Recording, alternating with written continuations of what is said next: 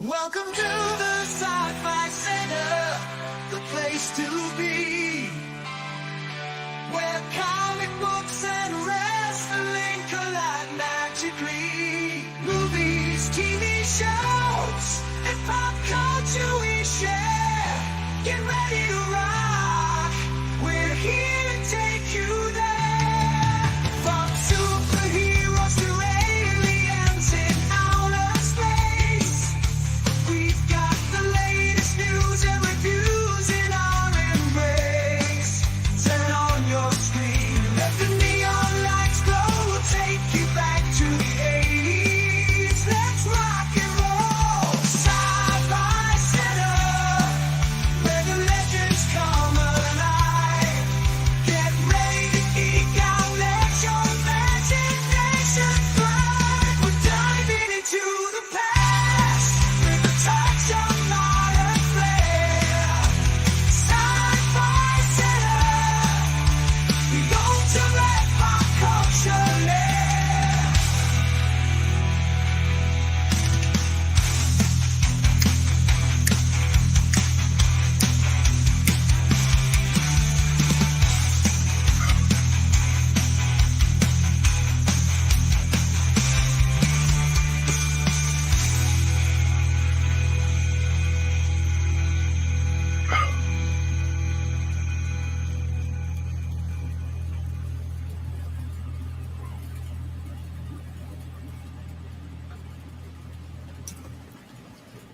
Happy Sunday. Feeling a little bit better than I was last night. Last night, you could probably hear it in my voice, and my allergies was just fucking with me. Plus, I had to be up early Sunday morning to get to the Star Trek convention, so I needed to safeguard how I felt. Still feel it a little bit, but not nearly as bad as it was earlier last night. Later last night. A little bit quicker here. That's good enough. But yeah, tonight's we're gonna make up for it a little bit. We're gonna talk Game of Thrones. I wish they would have ended the season with a better bang than that. I understand where they're going because I know where the source material is leading. Although they have added some significant stuff that is not in the source material. They took some major steps today. One major one we'll go over in the spoiler review. That is nowhere not mentioned in the books, and it's a very important change that they made, or a very important addition that they made. But yeah, a lot of this episode of Game of Thrones is just pace setting, getting ready for next season, which I hope is not 2 years away, because that's a downer, man. That's a downer. That's the one thing about these cable shows I do not like. I grew up with 26 episodes. You started in September, you ended in May. You took your summer break, you started back up again with your cliffhanger in the summer, and you started back up again in September. This 10 episodes every 2 years shit, I don't like it. I think it forces you, if you're a streaming service, to put out volume and different things, but why not just give us 26 episodes? I mean, I don't, that way you could go into syndication and get syndication dollars if you wanted to. I don't understand, but every time I get to a series that I like and it gets to this 8 to 10 episode area, and you just don't have enough time. Not only do you not have enough time to tell the proper story, in my opinion, you there's too much time in between the story that you got going on. I mean, Sopranos was around from 1999 to 2006. But the amount of episodes you got in that time frame, I wasn't a big fan of the output. So yeah, I wasn't too happy about it was a quality episode, but not one fitting of a season finale. So I'll leave it at that before we get into that. Only other thing that I have on the docket for the day that we didn't talk, obviously I'm going to show you some pictures. For the second Sunday in a row, I was at the last day of a convention. Today was the Star Trek Las Vegas convention, the 58th annual Star Trek convention that was held here in Las Vegas. Got to meet Captain And Kirk. William got to meet William Shatner. Oh, that was horrible. I got to meet William Shatner, and got to sit in on his panel too. He had on stage performance too. Pretty nice setup for the convention. This guy, is 93 years old. I didn't see it today. When he got up and did his thing, he wasn't just sitting there like an old dude. He wasn't just gingerly, with a cane or something. This guy was hopping from one side of the stage to the other, answering questions enthusiastically and with a lot of energy. You looking at him up close, while he was doing that, I'm like 93, maybe mid 60s, the way he looks and feels. Whatever regimen he's on, it's working. Because he felt, he was happy, he was jovial, he was joking with people in the line. And when he got up and did his thing, I'm like, dude, I mean, he wasn't just like I said, a lot of times when you get guys that age, you have to prop them, you have to treat them like a 93. This guy was zigzagging I'm sitting in the chair. I'm sitting in the chair tired. This old man is up on the stage going back and forth after getting through all the photo and signing ops, which was a lot of people. I mean, obviously it's William Shatner, but this convention had everybody that was involved in Star. I mean, the only people that weren't there are the people obviously who weren't alive, and like Sulu wasn't there, and Chekhov. Doug Jones was there. I mean, all the Next Generation cast was there. Michael Frakes was there. All the people from Discovery were there. People who were from Picard were there. Terry Mattel, everybody that had anything to do with Star Trek found their way there. So they did a really good job as far as getting a percentage of people, and they were all available. I mean, the only one that had a super duper really long line was William Shatner's photo op, but everybody else, they had it broken down to where, like I said, if you paid for the photo op, you could just walk up to Doug Jones. Sometimes you just walk up to Doug Jones, give him a hug, and he would do it. He didn't charge you. He's really tall. Doug Jones? Oh, yeah. Doug Jones is really tall, and he's built. I've seen him at a convention, yeah. Yeah, the way he's built is like, dude, if a strong wind came, I'm going to have to anchor him down. But he was there. Marina Sirtis was there. I mean, they were all there. Let me go ahead and open up my Instagram, because I'm not done posting. Plus, I got to meet and interview the Trekyards guys. If you guys are into Star Trek at all, please watch Trekyards. They enhance the viewing of the shows.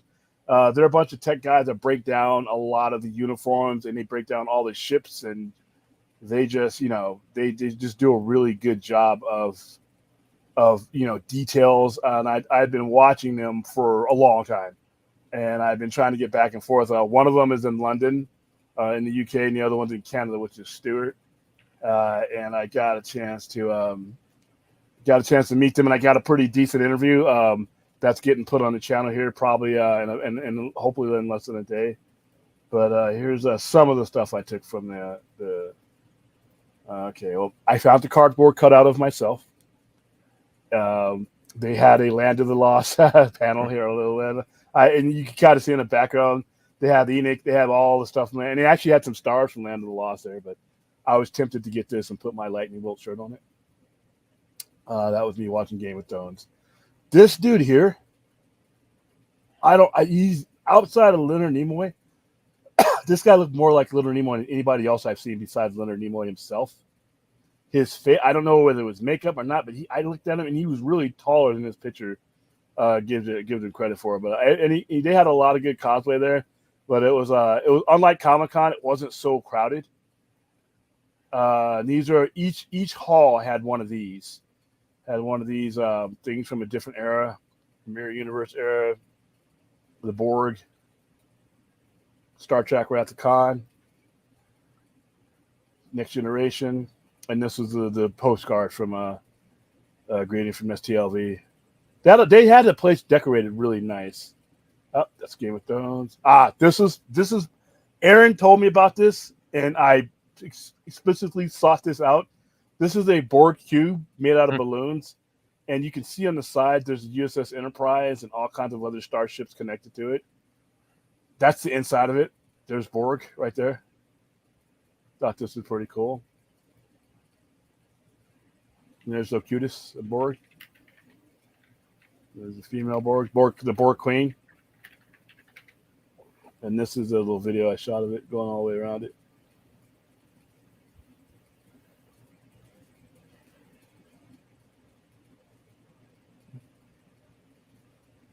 Got the sound turned off because there was a lot of chatter going on. And there was somebody else posing in there while I was there. But yeah, Erin had told me about that. I think it was last night or the night before. She told me to look out for it, so I did. I thought it was pretty neat, though, balloon artwork. This was a very large model. This is probably about a 4-foot model of the USS Enterprise E from First Contact and beyond. That's how it was, very big. And then I got some video of that. I mean, this, like I said, once again, now you see that person walking by, now you realize how big that model was. So I wanted that, but and there's a picture I got. They didn't give us a digital one outright. You have to email that one to you, and I don't know why. Some conventions you go to them, you just type in your email in the thing, and they send it to you like within 10 minutes. This they had it old-fashioned wise. They had a little paper you had to fill out, and you had to you had to take a picture of the piece of paper as your receipt, and then they'll tell you within 7 days or so. I'm wondering, like, it's email, it's modern technology. Nothing electronic should take that long. But I'm fine. But you got this.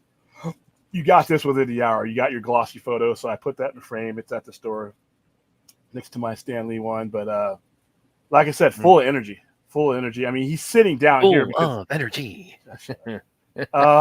he's full of energy here, but he's sitting down because there were so many of us. You get your 2 seconds. He's 93. Wow. And it doesn't, like I said, he up throughout the line. They told you don't touch. They didn't want you touching me. They don't want you touching any of the people in the photo ops. But they say, lean in, take your picture, get out. But he would hold up the line himself. He would say, "Hey, how you doing?" I mean, you weren't even supposed to say any of that. You're supposed to go in, take your picture, and move on. He would be the one shaking. I mean, he was the one shaking hands and doing stuff like that. Just like the guy was having a ball, like any other tourist in Vegas right now. He would complain about the heat, and I understand. Trust me. But other than that, he was just a very happy dude. What else I got in this one? This was the panel hall that he was in. I got other pictures I'm going to unload. There are 6,000 seats in this thing.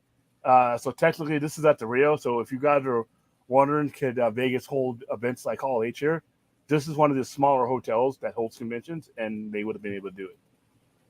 There it is. That's my little wristband. And this is so I'll upload everything else later on because I got a lot, and like I said, I got a lot of video, and I got a lot of cosplay. Everybody there was in but me was in cosplay. Different various uniforms. I'm like, it's Vegas, it's too hot. They got the one from Wrath of Khan. I have one of those, the full on jacket and everything else. So I'm like, it's 112 degrees outside, guys. I'm not doing any of that. But yeah, they had their vendor room was nice. They had a lot of old Trek stuff. But yeah, mainly the best thing about Star Trek convention is the accessibility to stars. If you are living, they had you there, with very few exceptions. It's just that were you willing to either wait in the line or you had to be where they had to be because, like I said, they had a lot of panels. The entire convention, it was like one panel after another. Whereas like where Vegas, San Diego Comic-Con, it's exhibit halls and things like that. Here, a lot of it was panels. You had every Star Trek show had a panel, and sometimes had simultaneous panels. Like one half of Strange New Worlds would be at one panel, and then the other half would be in the one that you're in, and they would switch them out. So you didn't have to get up and go to every room if you didn't want to. Very accessible con. But like I said, my main mission, I had 2 missions. Get Kirk's photograph, because like I said, even though he looks like a very lively 93 years old, you wouldn't be able to, convince me. 93 is still 93. When Stan Lee got to that point, I had to make sure that I got there, because like I said, you don't know how much time any of us have, especially when you start reaching 90. So to get his was the main thing. But really, like I said, one of my favorite YouTube shows, period, is Trek Yards. And those guys, I got a chance to meet with those guys and ask a lot of questions of them. They were interviewing a lot of high-end Star Trek people there too, because you could just walk up to them. So I had a lot of fun today. I didn't stay the whole time. For the same reason we cut the show short last night, because I was still kind of trying to get over whatever the fuck I have. And I wanted to get back to the store, get set up for the season finale of Game of Thrones, House of the Dragon, which, by the way, people are messaging me. They're not happy with this. They're very let down and disappointed. Yeah, I've seen some reactions along those lines. They needed another episode. They needed at least one more episode because right now they're about to kick things into another gear, which tells me, like I said, after next year, I don't think we're going to be doing this Dance of the Dragon, because they're at a point right now to where a lot of stuff that's happening towards the end of the dance is happening now. And then some characters don't even exist. Like there's one character that has a dragon in the show is completely been replaced by another girl who was never supposed to have a dragon, now has one. So, but yeah, there was a vision. It was all kinds of stuff. So we'll go over that. I'll say hi to the chat. How you doing? I got Lex Luger, who I think is the same as Jessica Rabbit of Apocalypse. Which is, I need to know how you came up with that. No, I need to know that we were going to see William's pants again tonight. No, we don't need to see William's pants unless they're on William. And why are you looking at my pants? And it's no. Listen, if we do a panel tonight, it's like I want to shoot a link to William's pants. Come on. No, because it's probably going to be exposed as one of our regulars being a fool. I saw that super chat we got last night for William's pants. Yeah, hey, but you know what? If you want to support the show and be silly, by all means. Yeah. Yeah, I mean, you're like, I'm getting more disappointment from this episode than I am. I was all right with it because I knew where they were headed. I would have liked it them ended with the attack on King's Landing. For those of you who watch the show, I'm wondering what could be in here? It's like Brad's poster or Brad's bed, maybe. You have to have somebody silly enough to even notice it, and that was fourth. All right, how you doing? So, how you doing, Diego? Oh, by the way, I sound. Now I'm just sneezing, but that's better than it was. I sound like Cookie Monster and not Grover. I think I sound like Cookie Monster and Kermit, but I guess it's the eye of the beholder.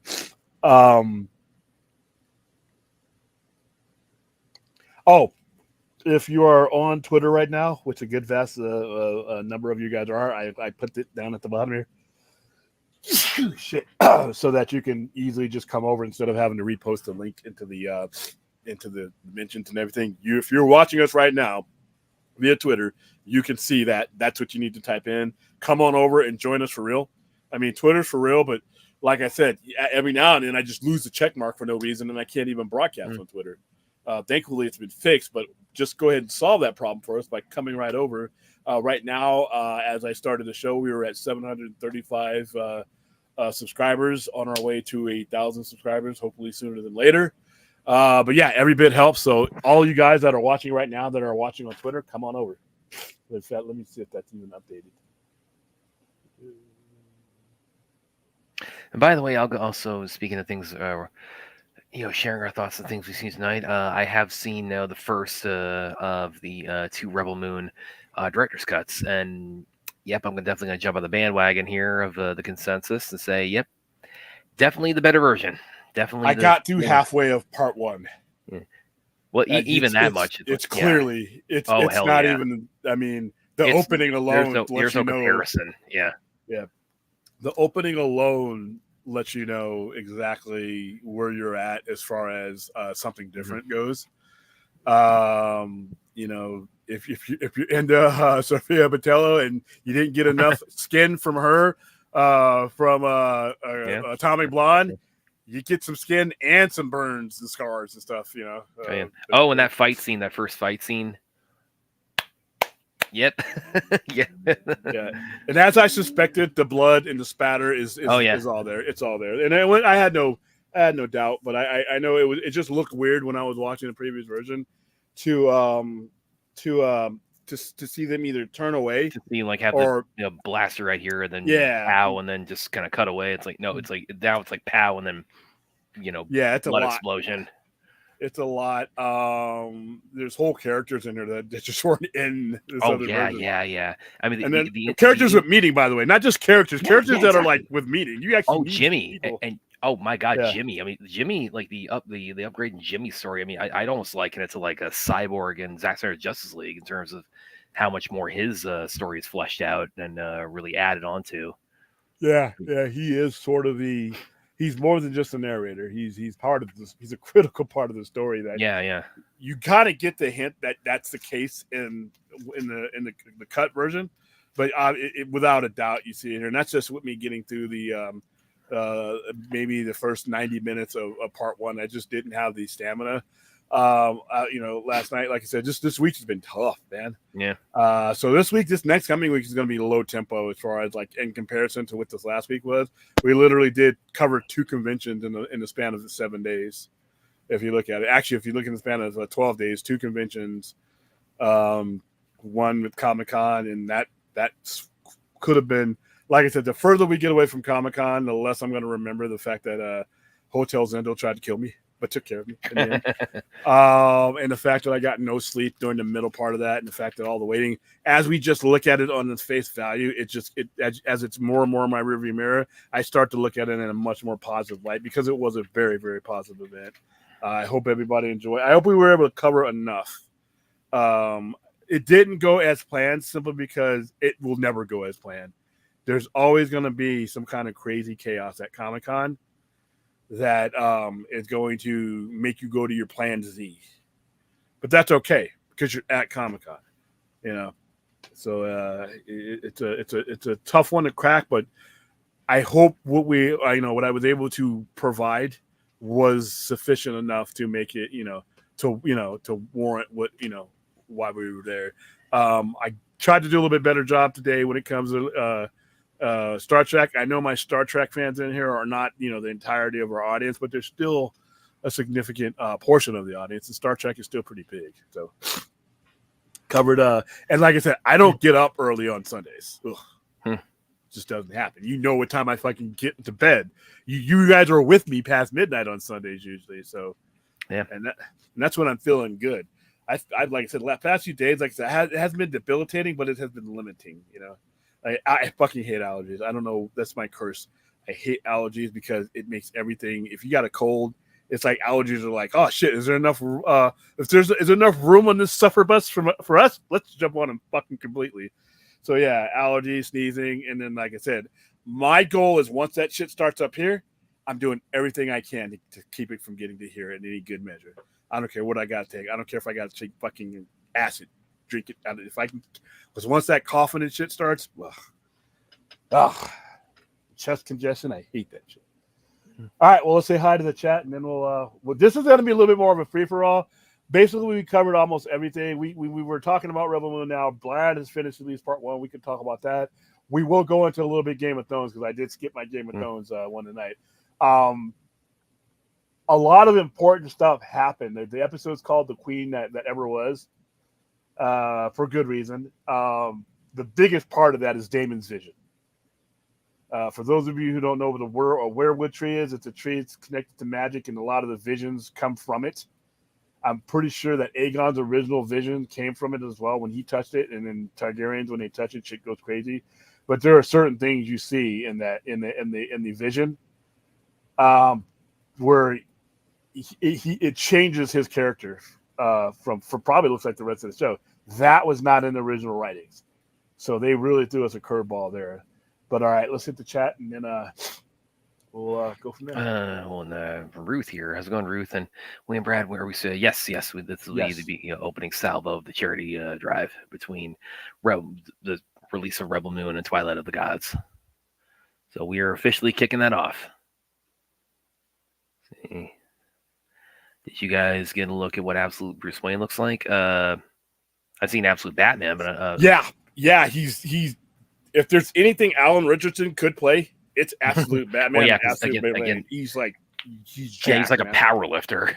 Yeah, he's jacked. So yeah, and it's in the ash can too that they gave us at Comic-Con.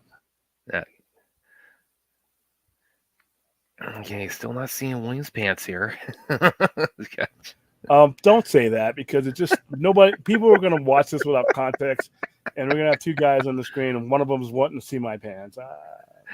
Okay, for anyone new who's wondering, it's like William from Comic Con, like from his hotel room, just like had a pair of pants hanging in the background. Our audience just kind of like took that and ran with it. Like, where's William's pants now? So, and we had last night somebody in the chat.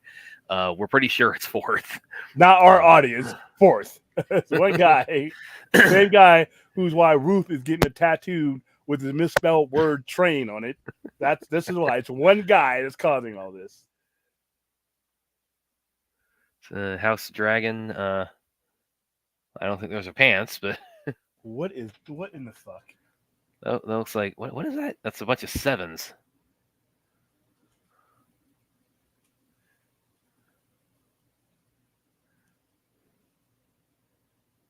What is that? I don't know what that is. Are those dragons? Well, House of the Dragon. I didn't think the episode was as disappointing as a lot of people thought. I wish it would have ended with some violence. A lot of the stuff that is Game of Thrones is known for, it was not in this season at all. Wasn't a lot of sex in this season. Wasn't a lot of TNA in this season. Violence in certain areas, but not when it was violent, it was violent. But when it wasn't, it was more of a. This is probably the most cerebral season of Game of Thrones in a long time of either show. Sometimes it worked out. Sometimes the intensity was just what it was.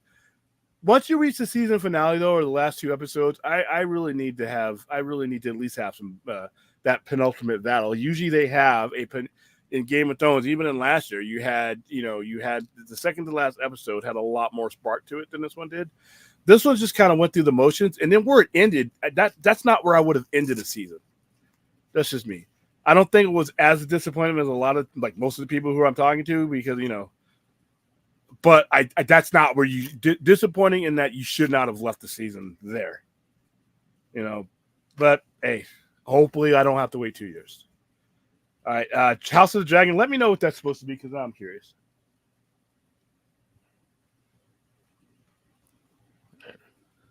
Hello, Spider-Man. Hey, Spidey. Clint got his duck way late, man. What the hell? Yeah. You all right there, man? Yeah. Ruth. I think Ruth is replying to Larry Lineker. While I was not a fan of long legs, it was like Sinister mixed with a sprinkle of Silence of the Lambs. Well, that's not surprising. That's Ruth's big issue with it. Because Ruth is like, if it's like less than Terrifier, it's like it's not. That doesn't cut it. Yeah, Ruth has got issues. Yeah.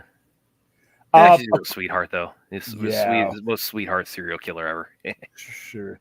I don't think it's going to take that long. From what I was told, that they're going to start filming real soon, and that would put a new episode. I hope they don't do it in the summertime. I really hope they either do it in the springtime leading into summer, or do it in the fall leading into better weather. My group watch parties, man, I had a lot of people who wanted to come out. Every one of these fucking episodes was in record heat. One of them was on the hottest day in Vegas history. So a lot of people, they want to come out, they want to gather, they want to talk, but I understand. It's 112 today. The Star Trek people, they're all inside, so they're like, fuck it. But if you have to get out and go, fuck it, it's human. Yeah, so I hope they do it in either the springtime or they do it in the fall, where we are not fighting 100-degree heat like we are this time around. Because I really think that really dampened a lot of. I know people who across Vegas who host watch parties that weren't as kicking as they were last year. So hopefully that changed. And plus 2 years is too long. I think you lose your edge in 2 years. Hey, Costa, super chat. I was gonna say fuck that guy, but I see the $10 there. No, I'm just kidding. Just how you doing, Dracula? Comment. Yeah, $10 for nothing. Awesome. Hey, no, don't say that. Hey, what? I watched the last 4 Nerd Show and some of it. I did not know that was their last show. Yeah, that surprised me too. It was. I know Nerd's on there a lot. Was there any particular reason why they gave, or was it just people got busy?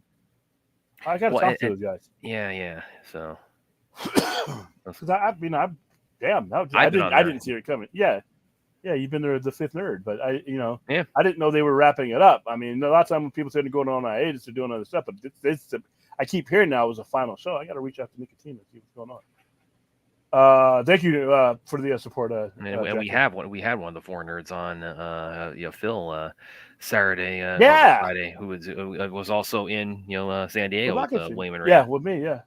I didn't see that coming, so I will. I mean, Yeah, I'm assuming it's because they're moving on to different things, which is congrats. But damn, about to head out for an hour jog before returning to finish it. So I'm gonna avoid spoilers. Leaving the stream on. Oh, for what did we talk about? House of Dragon or Rebel Moon? Which one are we talking about there, Diego? I mean, either. Oh, one. okay. I see.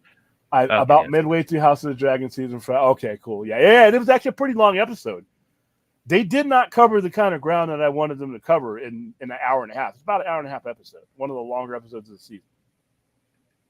Thank you, Larry. Remember for a month. Woohoo! Think that's as long as we got memberships. A watch party. I don't want to hear. Listen, I like Barry Manilow, all right, but I can't watch him sing that song. Is that you wanting me to have a watch party of Barry Manilow singing Mandy? I mean, I know you're into music, Larry, but Manilow? Well, can we do a watch party of Copacabana? If it was Barry Manilow? No, that guy's out. He lives out here, by the way. I know a guy who works in the show. I don't get any of his music, but I know what you're talking about. Mandy, yeah. We could. Let's see. It was a Nick Cage horror movie. Yeah, I got it. Because they were talking about Nick Cage last night. Filler, I'm okay. Yeah, you're going to have, even the best shows have filler. They shouldn't be your season finale, though. That's the only thing. And yes, it is quality. Like I said, there wasn't a part of tonight's show or like, what's kind of garbage. It just didn't, it didn't move to where I wanted it to move as far as like storyline goes. And knowing that we have at least a year, I would have liked to have ended with a bang. I mean, at least hitting, I mean, I don't know. I would, but like I said, I don't know if there's you're ever going to be completely happy when you only have 8 to 12 episodes and you have so long in between. It's like each episode has to take you a lot further than a regular, network TV show would, because you don't have that much time to get it done in, and you have such a long wait. You got to kind of be able to keep your viewers, I mean, Sopranos had almost a year and 18 months between one season. I think the fifth and the sixth season.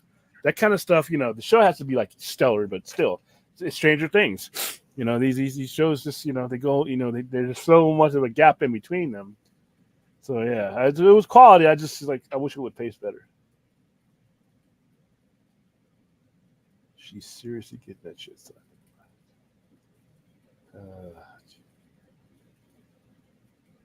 Snoop Doggy Dog, Ruthie. Is that random? Getting myself out of bed to work on that interview in it. Oh yeah, I sent him the Trek Yard interview. Awesome. Who's excited for Iron Man 2? Oh, can't wait. Is that a joke or? I think so. Yeah. I wasn't excited for Iron Man 2 when I went to go see it in the movie. I was kind of disappointed. I was real disappointed. Mickey Rourke not his strongest performance. Yeah, I mean that's not one of the more highly regarded. Even during Phase 1, that wasn't one of the more highly regarded MCU movies.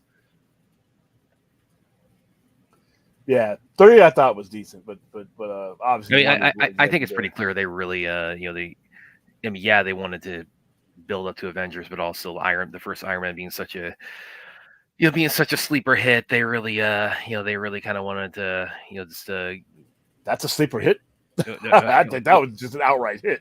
Not, but also like we're talking about like a B-list character, and also the opening. Okay, Iron Man is not a B-list character. It was the very first MCU movie. He is not a B-list character. Gold. So clearly, I think they wanted to really. Oh, who told you Iron Man was a B-list character? He's literally a founding member in one of the very first books that they ever published. He's literally at the Avengers. Okay, he wasn't Spider-Man though. No, there's a difference between not being a B-list character and being the flagship character. That's a difference. Iron Man, Thor, those are A-list characters. What Spider-Man is the flagship character, though. That's the difference between you have your flagship characters and your A-listers, and then you have like, your mid-level characters. But nobody that appeared in those Avenger, movies. I mean, you could make a case for Black Widow, but didn't matter. She's standing alongside of Hulk, Captain America, Thor. Those are A-list characters. The only characters higher than them on the A tier are the characters they didn't have the rights to use at the time. But no, Iron Man wasn't. No Avenger in that era is a B-list character. People like to say that shit because they like to try to throw barbs at DC. Well, Marvel put their B-list character, and I'm like, if you tell me that Iron Man, Tony Stark, is a B-list character, you're saying that I need to see what your scale is. I need to see what your A-list guy is, because you only have one A-list guy. Then if then Spider-Man, and then everybody else is B-list. Then is Hulk Hulk's not a B-lister. Hulk's a top tier character. So yeah, I would say that. And really, the first Iron Man, $400 million, which is good. Is it like 520 something like that? First Iron Man, did it? I thought the first Iron Man. And that's why I was saying it's like, I think probably, even though they're trying to build to Avengers, I think they maybe wanted to milk that cow a little bit more on Iron Man as a solo franchise. I think everything he did was to lead to Avengers, though. I think when it comes to Feige, the Infinity Saga was the priority. But I mean, if you took Iron Man 2 out of Phase 1, I don't know if you'd would you have drastically altered what Avengers ended up being? But I think not having an Iron Man 2 and then having Iron Man 3, or having that gap in between movies, I think what their goal was to keep these characters on your screen long enough to buy time for everything else. Unlike DC, which puts their top tier guys in witness protection programs, Marvel wanted to keep those characters fresh in your mind, even if they weren't telling the Avengers saga. Those are the characters that were going to be critical to it. So yeah. Oh wow, it's a fucking expensive movie too. For 2008, Iron Man was a really expensive movie. It's $140 million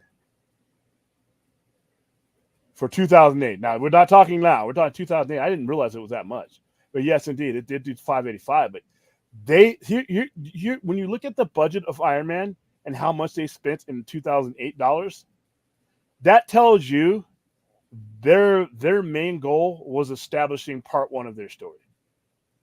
That was what their main goal was establishing part one of their story. Because you don't spend that kind of money, and then they did spend money on advertising. I remember all that shit that came out for the original Iron Man. There was a lot in that campaign, so you got another 50 or 60 on top of that. It tells you they had thought this out, and they were doing good business. Do what you need to do to establish step one. Because if you don't establish step one right, nobody's going to give a fuck about step two. So yeah, that's a lot of money on Iron Man. But yeah, and to be clear, I don't think I enjoyed Iron Man too. I'm just saying the consensus is that it's not the most liked of the MCU movies. I do think it is somewhat underrated. Oh, Iron Man 2 is bad. No, it's really it's no, bad. it's not bad. Come the on. Coolest thing about you have two. The problem with Iron Man 2, especially if you look at it in totality, 1 and 3 are like, I mean, I don't even know who put 2 together. The coolest thing about 2 was the technology, the suitcase, the way he changes into Iron Man. That probably has one of the best transitions into Iron Man, other than him falling and transforming.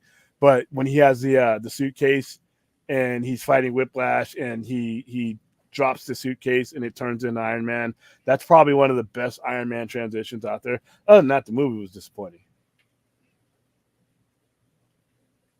Yeah, 140 million on that. Like I said, you look at the average price tag of a superhero movie in 2008. It wasn't a lot. It wasn't a lot. What did you figure? What did the Dark Knight cost? It was released the very same. That was like 185, I think. That's compared to Batman Begins being like 120. I think Batman Begins was way lower than that, right? Because it hardly made any. It didn't. Did it even break 500? Batman Begins? No, that did like 370, I think. And Yeah, okay, so its budget was 185. But here's the thing, though. I remember this movie because they tacked on a crap ton of money at the end, marketing wise. I remember they doubled because they knew they had a hit on their hand. Once that trailer dropped, with Heath Ledger on it, just the voiceover alone, they knew they had something special on their hands, and that was Heath Ledger's Joker's got to be up there with top tier historical villain performances. Rest in peace. But yeah, so I that was a sequel. So yeah, that was a. You can tell how much faith they had in the product when they what they spend on it. Then again, I don't know what they were smoking on the Suicide Squad because they spent a shitload of money on that with no indication of what that movie. How do you spend as much money as they spent on the Suicide Squad? What was your indicator that was going to do anything but lose money? Even though I actually liked it, what was out there that said that's a precedent for you to spend 185 million when you're telling everybody that, well, we can't spend this kind of money on Superman or Batman because it didn't make this, but that movie lost 52 million and you spent like nearly 200 million. Suicide Squad was expensive and it had a lot of expensive stuff. Starro alone was like the budget of some small movies, and the Starros that were there. A lot of the so how much did Suicide Squad cost? Not David Ayer's one, but the Suicide Squad film. All right, that movie, because I know how much it lost. Okay, so wow, its budget was 185, and its box office was 168, and that doesn't include a lot of the money. Because, like I said, I know at the end of the day it lost like in the $50 million.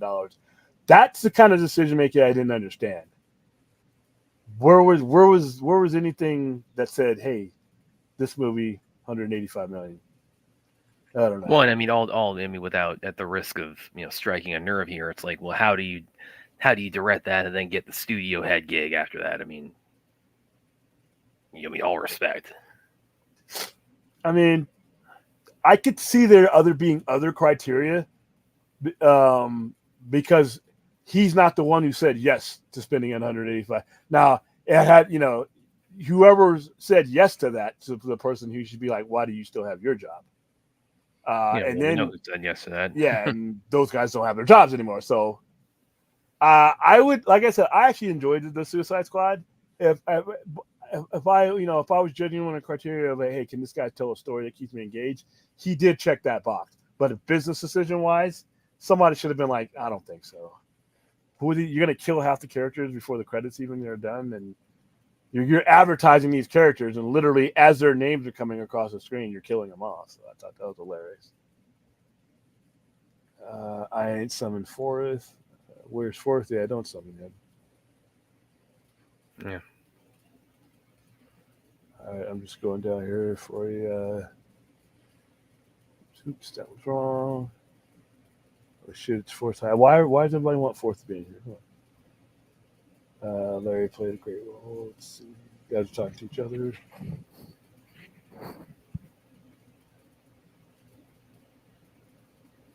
Keep who away from Batman?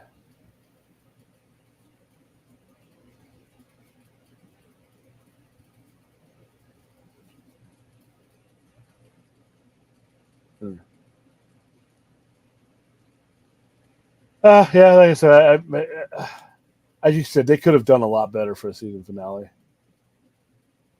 They usually do better for season finales.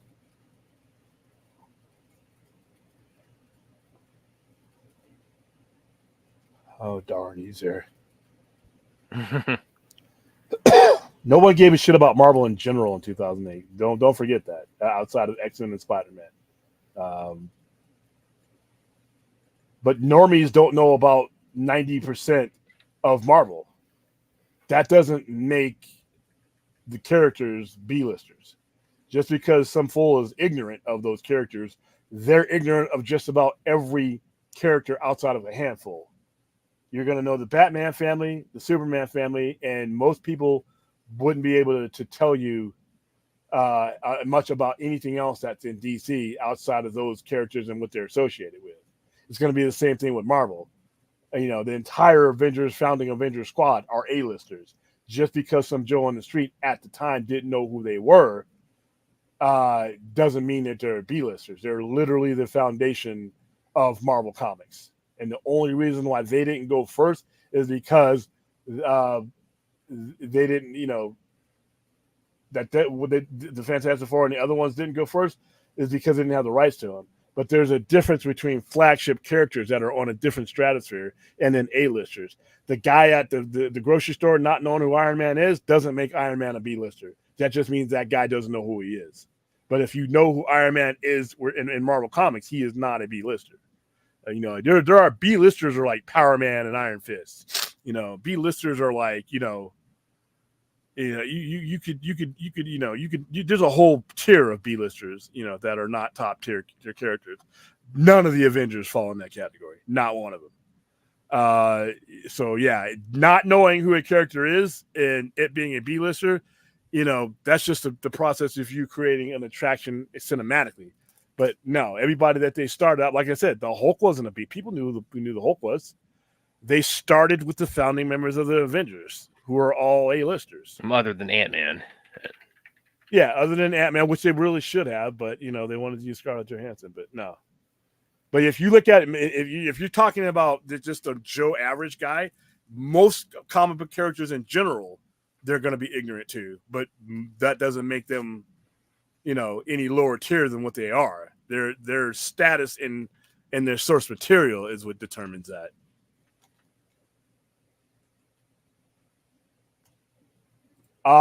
Every superhero team that came after the Justice League was considered second-rate Justice League. Every team afterward was modeled after them, but they're still the Avengers. And most people who would consider these B-level kids wouldn't even know about that. So, yeah.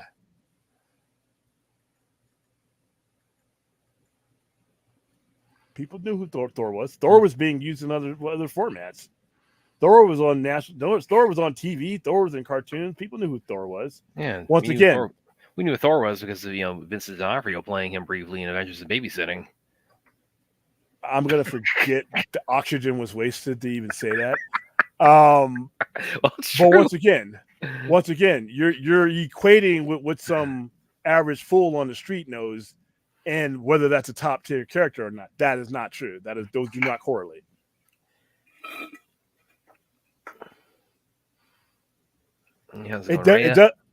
Doesn't matter whether normies knew who the fuck they are.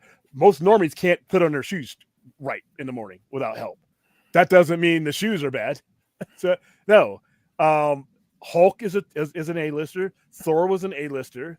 The entire Avengers, everything that you saw in the founding stages of Marvel from 1961 to 1964, those are primarily the A-listers. That includes the X-Men, who came at the tail end of that time. Now, prior to the X-Men movies, I could walk in and I could have shown somebody Wolverine, and they wouldn't have known who the fuck he was. Wolverine's an A-lister. That's not even multiple choice. But because some jackhole doesn't know who he is, doesn't make him a C-lister. You see what I mean? It's, difference in being, that just because everybody knows who Superman, Batman, Spider-Man, those are flagship characters. Flagship characters are ones that everybody knows no matter what level of whatever you're at. That doesn't make, anything below them a C-lister or anything like that. That's just flagship characters or the face of your company. That does, you got people who will never pick up a comic who know who Spider-Man is. They're gonna know who Superman or Batman is. But that doesn't make the Green Lantern a B-lister because he's not as prominent as them, or John Stewart, who's not the historically first people. He's still an A-list character. It's the difference between a flagship and an A-list. Yeah, Rhea. Yes, it all leads back to Blade, I guess. Sure. Who now? That's a B-list character. No, he's not C-list. He's like C-list. Yeah, he's like C-list. But with an A-list at the time, A-list actor. Nobody the fuck was going there. I would be sitting with people. So what's this Blade thing about? What the fuck are you doing here? I'm here for Wesley Snipes. Okay, well that. Do you know what? That's when you make 10, 15 million a movie. When you're a draw and people go to see the movie no matter what the fuck it is because you're in it. That's Will Smith type money, even after the slap. Well, Yes, demonstrably so. With okay. All right. Let me explain this again. There's a difference between your status amongst the source material that you are drawing from and where it is in that story, and them not being an A-lister. Like I said, there's a lot of shit that the average person doesn't know. That doesn't deteriorate where the status of those characters are as far as, whether they're an A-lister or not. That's just, it's not, you guys are connecting things that don't really need to be connected. Just because everybody doesn't know that character doesn't mean it's A-lister. Like I said, you're talking literally the first family in comics. You're literally talking 40% of major level villains came from Fantastic Four. Most of your cosmic entities in general that ended up being the bedrock characters for other comics came from Fantastic Four. So you can't call them anything but an A-lister. Now, just because somebody standing in the line somewhere doesn't know who they are, that doesn't make them anything less than an A-lister. Just because everybody knows who the flagship characters are. All right. Are Fantastic Four a flagship character within comics? Yes, they are. Within just Joe Average, no. A flagship character is going to be Spider-Man, Hulk, Batman, Superman, Robin. You know those characters like that, universally known. So there's a difference when you're saying something is a B character. People like to say that because they like to compare it to Superman or Batman. No, that you're comparing flagship characters to A-listers, and they are not always the same.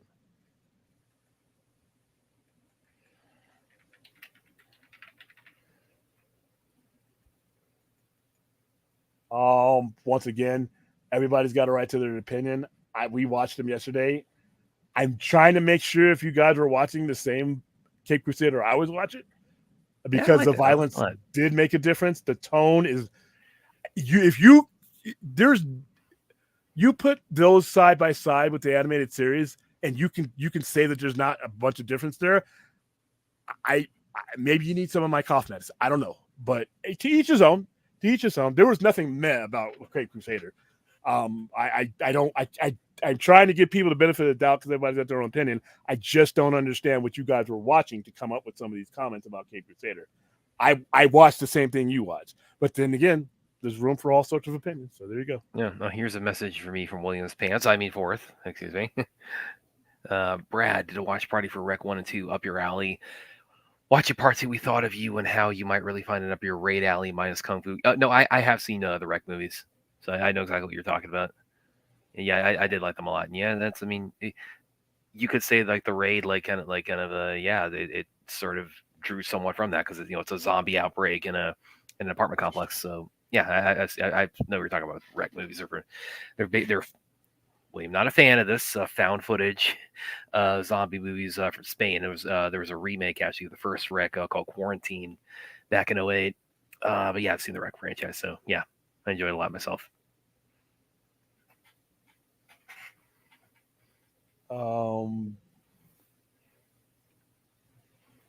No, they just didn't have enough characters at their disposal. They just didn't have enough characters to make it meaningful. That's just my opinion on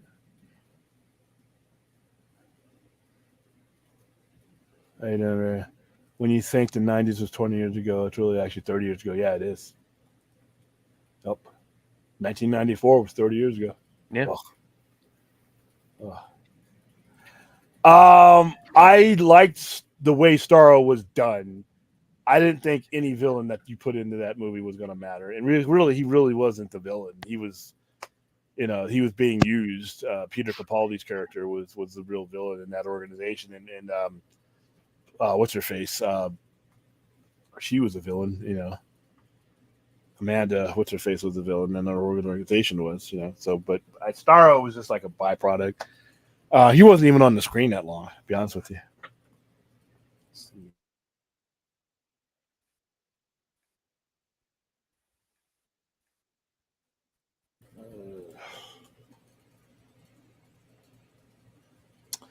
Yeah, they were fine, but once again, Yeah. what allowed them to do that was Captain America, Hulk, and Iron Man. Because that's like your trinity right there. That's your main. Even in the founding formation of the Avengers, Iron Man, Ant-Man and Wasp were there, but your heavy hitters, they were filling out the team. Your heavy hitters were Thor, Hulk, Iron Man, and that's how they did it in the movie.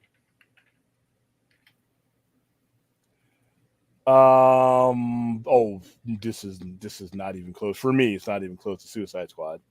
Birds of Prey is barely worthy of the material that it was filmed on.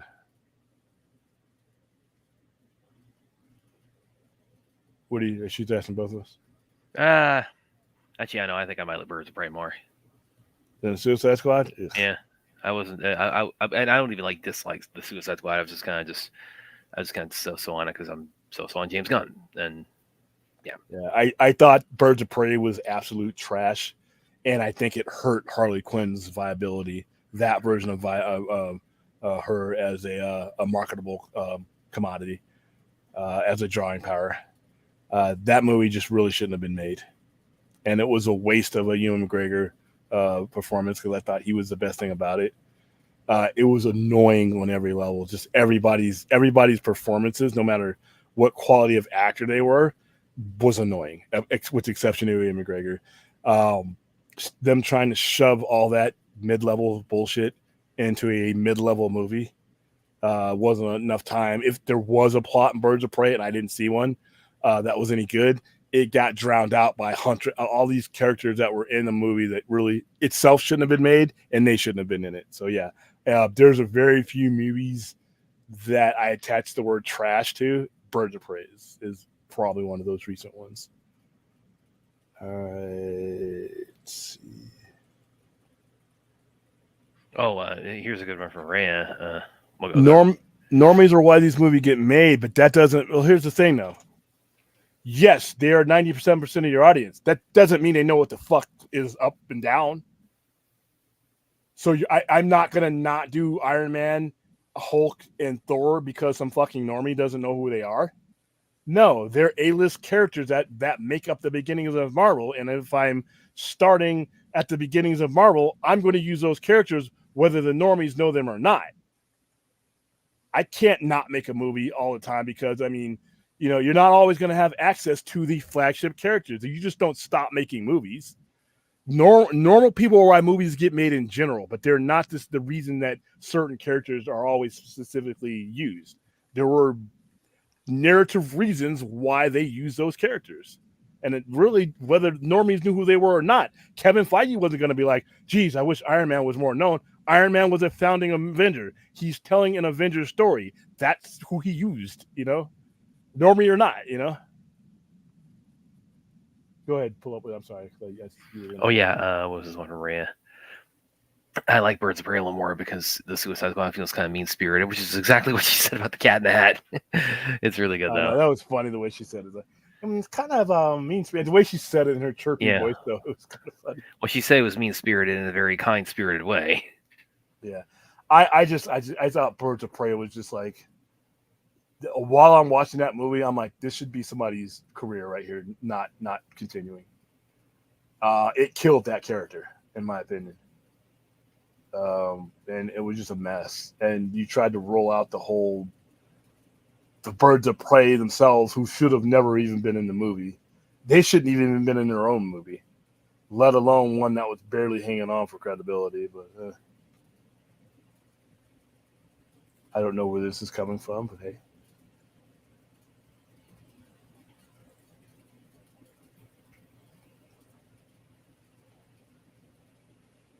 It's quiet. It leads to back. No, it does not lead back to Blade. Even Wesley Snipes was like, "Come on, you guys are crazy."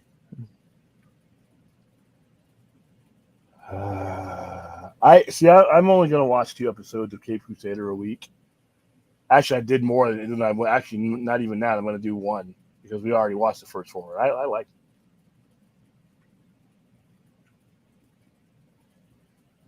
We got a couple different ones, but it's going to be open. I'm about to throw the link into the chat real quick because we didn't get a chance to do that last night because I was tired. Oh yeah, so Williams Pants, if you're out there, please take the link because I want to meet you. Don't.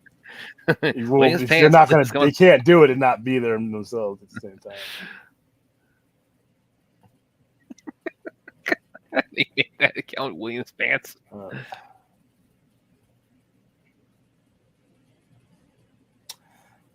You guys are full of shit on this, both you and Spidey, by the way. But even if you concede to this, it's not the story. The storytelling is not the same as the two. The tone is different. I don't know what you guys are smoking or what kind of battery acid you're licking to where you can make a logical comparison to the stakes that were upped in that. Even Bruce Timm, the guy who did them both, was telling you that. So I don't know if you're trying to. That's just basically, I don't know.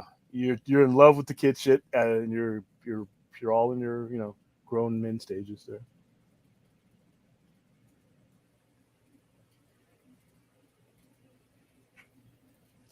I mean, you don't have to explain an opinion. By the way, it's your opinion. It's your opinion. You don't have to. If you don't want to, you don't have to. It's just I don't see. Like I said, I talked to other people about this, and it's one way or another. I don't know anybody who's in the middle.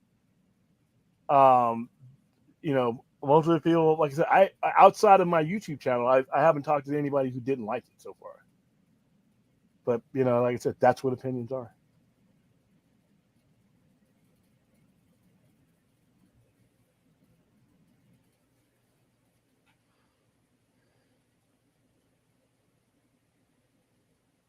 Yeah, like the picture of me with them, the one I posted. Oh no, you're not on my. Okay, I'll figure it out. Shit, hold on. This. Here's one I'm going to send you in particular, Vince. If you're not already in bed, because I'm behind in the chat. There's one in particular that's really cool. That probably be. All right, I just sent you one that would be really cool if you wanted to use it on that one. But if you've already done it, then we're good. Vince also says, personally, I think way more people knew who Iron Man was in the movie Cat versus Blade when his did. Oh yeah, that's 100% true. But like I said, now and Robert Downey Jr., like I said, he wasn't at the. He was still known, even though he was known for other things that he's now look at him. Yeah, that's when he was rebuilding his career / life. So he was. We have him there, and then like I said, Wesley Snipes when it comes to. I put it this way: you could not have done like the big Doctor Doom Comic-Con reveal with RDJ back in 2007. And I'm happy. I'm so happy for that guy. Yeah. Don't give up. Don't give up. Don't give up on yourself. No matter where you're at in life, if you're still breathing, you still got time to fix it. And he's an example. He's an example of you can read at some kind of low, and you if you want to, you can dig yourself out of it, or at least give it a damn good effort. And I think his effort has been pretty solid. So like I said, happy for that dude. I thought he should have won it. Like I said, I thought he should have won Academy Award for Chaplin. I knew he had no chance in hell for Tropic Thunder because of Heath Ledger's legendary performance. But this award, he's one of the few guys that got passed over, right? But they didn't give a consolation one. He's really good in Oppenheimer. He is really good in Oppenheimer. So I'm glad to see guys like that, do the work, put in the work, and reap the benefits. So I'm starting CC after this. Let me know what you think. I mean, like I said, I've gotten varying different opinions of it, but I've gotten no mediocre ones outside of YouTube. They either didn't like it because they thought it was too violent, and that the violence was used as overused, or they really loved it because they some of them they violence and Batman are part and parcel, and the original one just didn't have all that. But it's yeah, there you go. Yeah, that's just like I said. If when I fire those guys, and I remember saying this, when I dismiss those guys, and if I don't want to write or long, this is why I'm getting rid of you, this, I just show them a copy of this movie. This is why you guys are being dismissed. Listen, guys, and really, can anybody, if somebody put in like a $50 super chat, could we get William to like actually say the full title of the movie for the first time ever? No, you know why? That title, that's another thing. That was a marketing fuck up. That was a marketing fuck up to change that title to that. I don't know what kind of yayo was being sniffed off the table why would you do, you want to make it bam, quick, recognizable. Should have been Harley Quinn. And if you were going to shoehorn Birds of Prey in it, which you should not have, Harley Quinn, Birds of Prey. Not all of that shit. And remember a week later when you went into the movie theaters, they did shorten it. I'm like, well, why wouldn't you do that outright? That movie was a disaster on so many different levels. And like I said, I really think it went a long way because I think they were going to do a lot more with Solo with Harley Quinn, and it just did. I think that movie really hurt them. But yeah. $5 super chat for Williams Pants. I mean Larry, excuse me. Congratulations on meeting. I thought that was fourth. I thought that was fourth. Was Williams Pants. No, I'm just keeping this joke running because I really want to know. I really want to see Williams Pants on the stream tonight. Okay, all right. You see, you're saying shit that's gonna get clipped out. And people are gonna be like, "Hey, you know what? Be happy, Brad. Live whatever life you want to." But that's getting clipped out. Okay, so read off the scene. Congratulations on meeting Shatner. I share a birthday with him. Are you both 93? He made me feel old today. Fucking Shatner made me feel like, and I'm like this, because I'm leaning back to prevent from coughing and shit because I just taken some more medicine, and I didn't take the drowsy shit. So I'm still, my sleeping patterns have been off and everything. So, but I still want to cover this, right? So I'm leaning back and I'm like, I have no energy. Plus it's Sunday morning. I'm usually in a comatose state Sunday morning. Shatner's just, I'm watching this 93-year-old man just soup. I'm like, I feel like more shit because he feels great. And he looks great. William Shatner, I don't know, looks great. If you didn't know, if he had been around for all of my life, and I didn't know how old he was, I would wager money. I would lose money on his age. That is not a 93-year-old man. Granted, he's not, Ernie Hudson level. We're not all ripped up, but Ernie, he's 15, 20 years older than him. Like, these old dudes, man. These fucking old dudes making me look like shit. There's got to be some kind of typo with Ernie Hudson. There's no way that man is pushing 80. No, because look at his career. His carear spans his life. So no. I refuse to believe it. I didn't want to. I didn't want to either because admitting that Ernie Hudson is 78 years old, or actually older now. I think he's older. I think he had a birthday, which makes me even feel. Born 1945. He's older than my dad. He's older than my dad. He is 78 years old. His 79th birthday is on December 17th, 1945. Now, how? I mean, what has happened since Ghostbusters? I mean, he's gotten like slightly gray temples. He got the ghost, I guess. I don't know. Probably. Oh, hold on. How's it going, Aaron? How's it going, Aaron? Hi, Aaron. Yeah, we're talking about William Shatner and Ernie Hudson and Williams Pants. These mortal old dudes who just refuse to grow old. Look at this. This is Ernie Hudson. Yeah. Get that one there with the tank top. Look at that. I thought it was Photoshop, but it's not. It's real. I demand to know. He's boxing. Is he actually? I demand to know this man's secret. I mean, he could probably take on Jake Paul. Pull up that one right there. It's like showing like the 1980 to 2024 right there. Oh, yeah. Right above that one. Look at that. Yeah, this is fucked up. This is fucked up. Look at this. 35 to 79. It's like he's got a mustache and gray temples. Look at his pecs and his midsection and from his when he's guns, 35. There's no, this isn't fair. Make sure you just like I said, look at William Shatner is like I said, at least energy wise, Look at he that one had all the energy I just did not have to. look at him with that one there with him with his hands on his hips. This one? You know, no, the other one, the one on the left hand corner. Yeah, he's just posing there like Superman. That's him at the Ghostbusters premiere. Everybody else was wearing suits and shit. He's like, fuck all you. He's like, I'm flexing these guns and I don't care who knows it.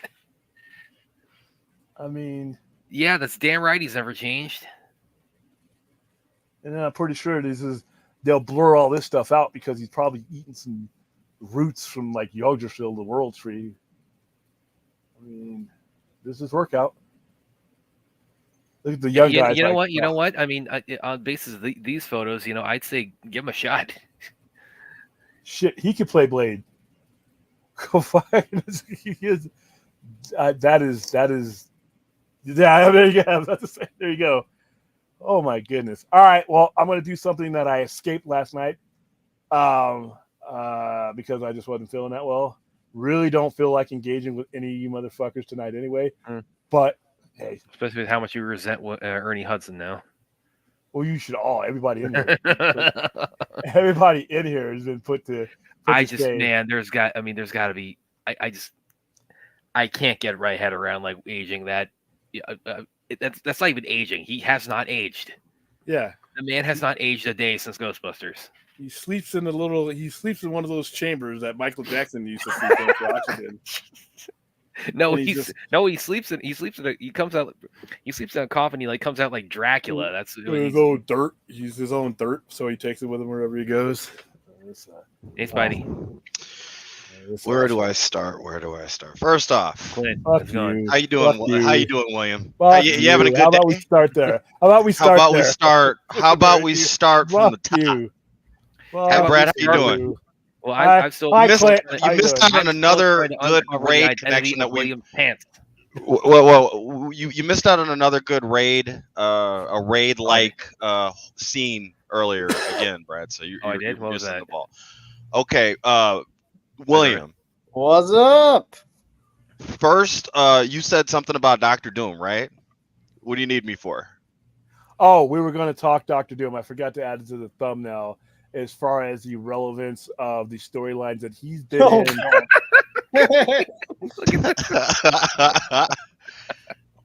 Let me zip up and I'll be right over. I'm going to ignore that. Thank you for the support, but I'm going to ignore the contest. The 3-yard link in the chat, man. I'm not. I'm all right. So finishing my thought. No, the relevance of some of the stories. Where do you think some of the stories that have been adapted in comics? Where do you think? How do you think this will all correlate out? Do you think Kang is out of the question completely, or just not in the forefront? I know before when we were talking, you always got mad that not a lot of people respected Dr. Doom. So, as far as just to answer the Kang thing, I don't know if Kang's out of the game. That's what it's looking like. I feel like you can bring Kang back later or as a add-on to a different story because you can make anybody Kang. You don't have to necessarily have Majors as Kang. Yeah. And then Kang is, there's that mystery relation to Valeria Richards and Victor Doom. Nathaniel. Yeah, and his name is Nathaniel, and who is he really? Could work too. Ooh, yeah. There you go. There you go, Larry. Again, the man has not aged at all since Ghostbusters. I don't think you need to necessarily get rid of Kang, but you can put him on the back burner. I think that they're losing the opportunity that they set up with Kang, as far as the X-Men coming in and having that connect with the Apocalypse storyline, and as far as it's obvious they were setting up Young Avengers and Iron Lad is Kang, so that would have been a real cool setup if they would have got to it, but it didn't. And, it didn't really get there. So as far as my thoughts on the whole, what they were going to do anyways, if the Kang thing didn't work out, or even as long as Majors was in the court case, I figured they were going to probably fall back on Dr. Doom. The biggest problem with Dr. Doom and the casual audience or whatever, is you have 3 renditions of Dr. Doom that were pretty much all awful. Everybody likes the actor for Dr. Doom in the first 2 Fox movies, but You know, you don't I think he was actually a good Doctor Doom. I don't like. right. But they You know, don't he was treat the actually character he with was any actually kind the son of. He was actually the son of the Prime Minister. of Australia. Yeah, His name is Julian something, right? He was on a yeah, show called Nip Tuck. Julian McMahon. Julian McMahon. He was on another Marvel show as well later on. He's on Runaways. Oh. But yeah, everybody likes him as an actor for Doom, but they don't really treat the character with respect. And on the Fox movies, it just seems like he had electric powers. On the new movies, they try to do more with it, but it was the newer movie was like Yeah, Monster silly. Energy drink. Yeah. It was like trying to be serious, and it was silly. So, Monster Energy drink. right. So it's I'm not. So Larry brought something up here in the chat, and this is something I was thinking about earlier. If you've seen the show The Sympathizer that came out earlier this year, Robert Downey Jr. plays like the Vietnam, the yes, Vietnam. Yep. He plays like 5 different characters in the course of the show, and there's even a scene where all these characters interact, and he plays them. I mean, you know you're watching Robert Downey Jr., but he's also playing them all he's playing himself as what the role they play. So with the respect to Doctor Doom, I think that if you do that and put Downey in the Doctor Doom spot, from a cynical standpoint, yeah, Marvel's trying to get asses back in the seats, and their biggest star is Robert Downey Jr., right? And your Hail Mary is getting their biggest villain in their comic. That's not a Hail Mary. That's a known fact. Well, I'm saying okay, you're right. But then as far as the same kind of thing with their top villain, if the Kang thing didn't end up working out. Now, the way the story could work out, I could foresee a few things. It appears that the Fantastic Four movie, and this is my opinion, is that it's going to explain why Reed and the family weren't there, that they were off in another dimension or another aspect of the multiverse, and that's why we have a female Silver Surfer to give that distinction. I feel like Victor will come back along with Reed, maybe without Reed realizing. So maybe Reed thinks they beat Victor, and of course they didn't. And Victor comes back into 616 or the movie, whatever the movie universe is. I'm so excited for Fantastic Four. I say, Mary. Like seeing those images, I wasn't convinced before, but like I don't really care about the casting anymore. I mean, like seeing Galactus. I mean, I wasn't there, but like I saw like a glimpse of him, like or like a camera rip, and it looks so cool. Yeah, so it's on your theory though. Hold your thought because I'm going to forget mine. That's why I'm interceding. Sure. I think that Robert Downey Jr.'s version of Doctor Doom is the Fantastic Four universe's Doctor Doom. Yeah, the one that they're in. You can't have their main Doctor Doom be someone else because he's going to be heavily overshadowed by Robert Downey Jr. Well, there's that, but then also keep in mind, in this movie universe, if it's going to be maintain the same universe, we've seen this with Norman Osborn already. So a different Norman Osborn came to this universe, and Norman Osborn may or may not exist in this universe. So that might be the case.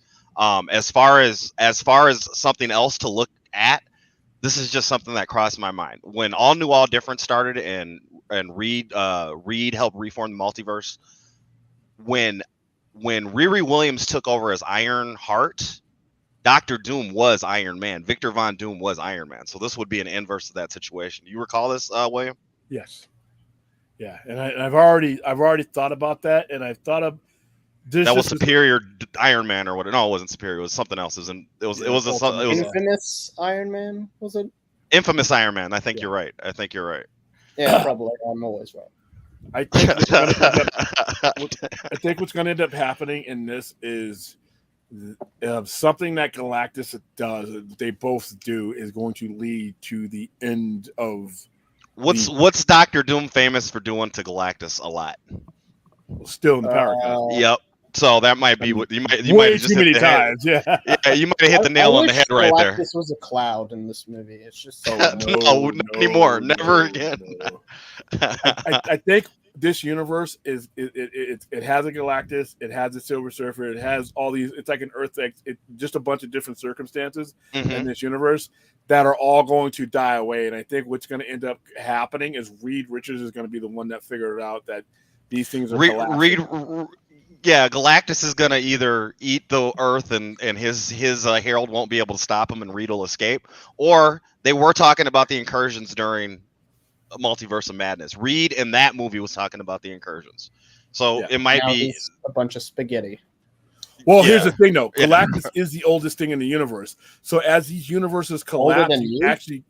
actually going to Alright, I every universe that collapses is if once it begins with him.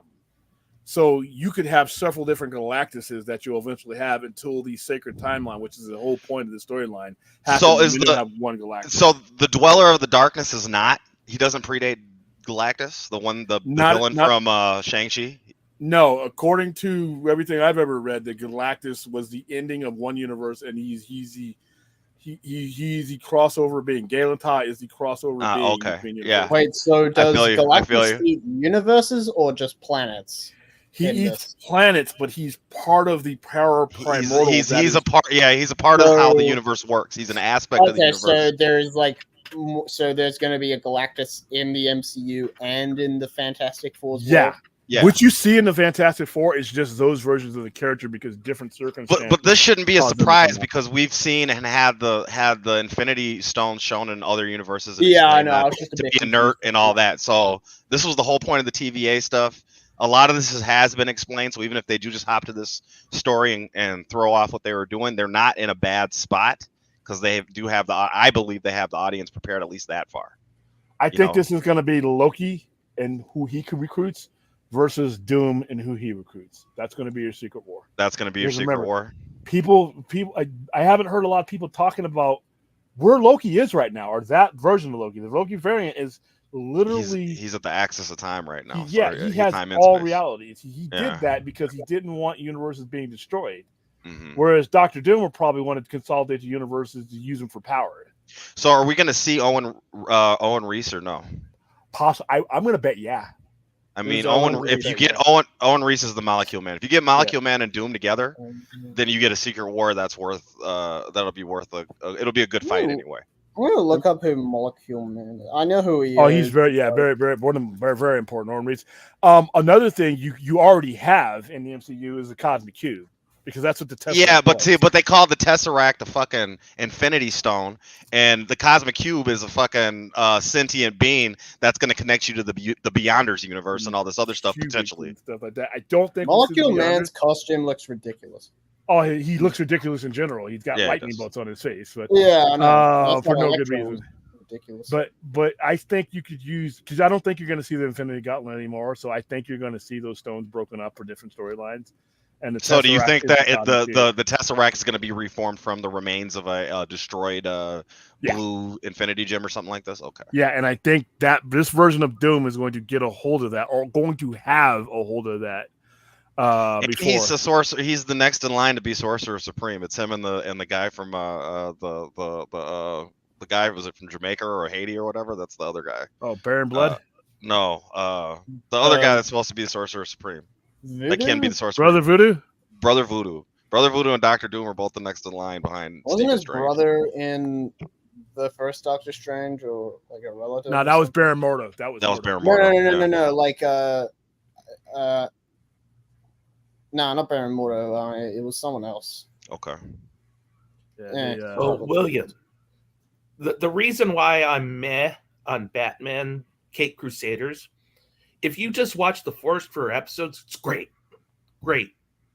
But then there's some characters brought in that I won't mention that just kind of ruin it. It doesn't seem like a Batman villain in the later episodes without going into details.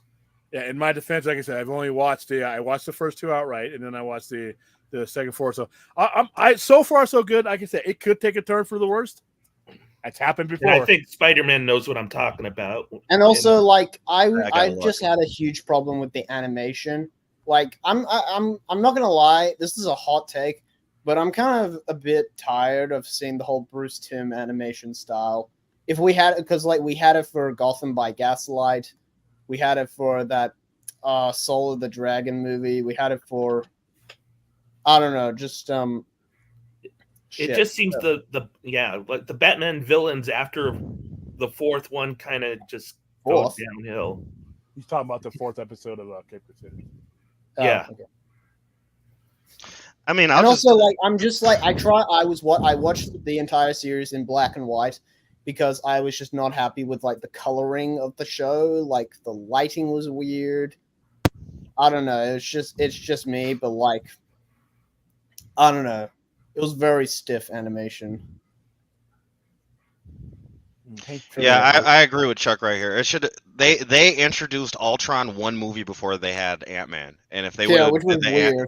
They should have done the Ant-Man movie and then done Ultron because it gives Hank's story a lot more worth. Plus, they could have tied it into the Ant-Man story as is and had him working on a version of Ultron way early on, since Ultron's already always new versions. That's this whole thing. There's always going to be a new version. It would have strengthened Age of Ultron too, because I just that's not one of my Age of Ultron's movies. horrible. I called it Weekend at Ultron's. Yeah, it's no good. It's literally what it is. It's literally what it is. I collect them, Rhea. I collect comics. I collect them. I want a Venom one. Yeah, of course. So listen, William, I know this is what I was trying to get at you. So like, I'll just do a direct comparison from something old that Bruce Timm did with something that he did currently, and I won't even spoil it for you. So the first episode is the Penguin episode, and as I told you, I'm not really big on like Minnie Driver's performance in that episode as the Penguin. It was very flat or whatever, but that's beside the point. If you look at that episode and you look at an episode of Batman Beyond, which I forget what the episode is called, it's literally the first half of the episode is the same plot as the Batman Beyond episode. The Batman Beyond episode is better because it ends better. The Batman episode, the first Batman episode, Batman's trying to solve a fucking mystery in a warehouse using forensics and didn't see any kind of lead or any kind of bullet fragments from a giant fucking gun. Not to mention the fucking point that nobody in the fucking city or the police heard a fucking giant fucking artillery shoot from the fucking ocean. Now, this is the same guy that wrote a show when I was 7, okay? And the writing was far better than that at 7 years old. I just told you an episode that he did when I was 13 or 14 that ended up being the same story done better without a stupid fucking gun at the end that made it look like a Looney Tunes cartoon. So, like, you know, Droga's talking about the animation, and that's his wheelhouse. If I had to dump on the animation at all, I don't like when they do the CG cars. They're doing the CG shit on the Superman show. It looks stupid. The CG cars on the Mystery of the Batwoman movie that he did in 2003. This is Bruce Timm. The cars look just as bad in that movie as they do today. So they should stop cutting corners, but I don't blame him as much as Amazon, because we literally watched season 2 of Invincible and the shit looked like trash. And then they made a joke about why it looked like trash in the fucking season after they made us wait 2.5 years for the season. This is a $1 trillion company. This Batman show better be looking better than a fucking show from 1992. Hold on. I was gonna say it might be an Amazon thing because wasn't it done though? Wasn't Cape Crusader pretty much in the can and then it got purchased? I don't know. All I do know is when we're talking about animation on Amazon, we could be doing a lot better with the money they got. I can actually get on it because. By the way, yo, what's up, Austin? How are you doing? What's up, guys? How's everybody doing? Oh, I didn't see pop in. What's up? Axel is right. There's a lot of like stop. You know, like nobody's doing anything in the background. Just the two characters are talking or whatever, and then it's just still animation, which happens in Invincible. Which happens in, you know, a couple of the. So I'm wondering if maybe that's just like an Amazon style that they're like, this is what we want for our. They got like a $2 million budget or something, max or something. I don't know, because that is correct. Well, you don't get $1 trillion by spending randomly. Yeah, you're right, but you know, yeah, put that right. I mean, I've only watched the first episode. My main thing about it is like. I like some things. A lot of the things is just like, you know, I think with some of the character changes, I think are just unnecessary and some of the other things. But I mean, first episode, it's interesting. It is like growing up with the Batman animated series style. Like it's cool to have that callback and to be like, oh, this is what I grew up with. It's, you know, it's kind of special in that sense. But at the same time, animation's grown a lot since Batman the Animated Series, and while I think it's, like I said, cool to be nostalgic in that sense. Yeah, the Improve. people being dead still in the background. I agree with you as well, Spider-Man. The 3D animation, I think, just looks horrible in everything. I hate 3D animation in at least the hybrid. 3D. Like pick one style and stick with it, or make it right. part of your or like background or in something. Invincible. I don't know if you guys remember Invincible when the city was like 3D animated. And I was like, like I remember them kind of like trying to sort of. It wasn't with Mask of the Phantasm. What was the second like Batman animated series? Mask of the Phantasm did the intro CGI when they're still in the building, and then the Sub-Zero movie, the submarine, and like the intro of the movie. There's a lot of CGI. Batman, the new animated series, also started to do the 3D. Yeah, I'm kind of with you guys there. That's what I'm saying. The Mystery of the Batwoman movie did that. I'm kind of like, yeah. Hey, listen, I like that movie. Like kind of that 3D car shit was in there. That's what I'm saying. That's where all that shit started. Yeah, I kind of say pick your lane when it comes to like your animation style. So William, I don't want to. First off, Antonio has an answer for you in the chat for what you're asking, but I don't hate the show. I know but when you sit there and you like go the one-sided dumping on BTAS, and it's a better written show, and you don't even watch it, so you can't even argue that point. What you always start? Hold on. You always start because you did it right now today in the Axel show. left. Axel didn't even say anything. Bye, Axel. That was Axel. Okay.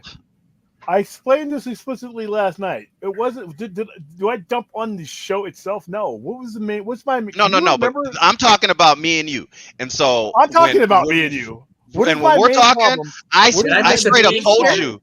I straight up told you that the writing on the old show was better, and you blew your fucking top. Now I can't say I didn't because I can tell. Well, I can tell you based off of the first episode, absolutely, the writing in the old show was better.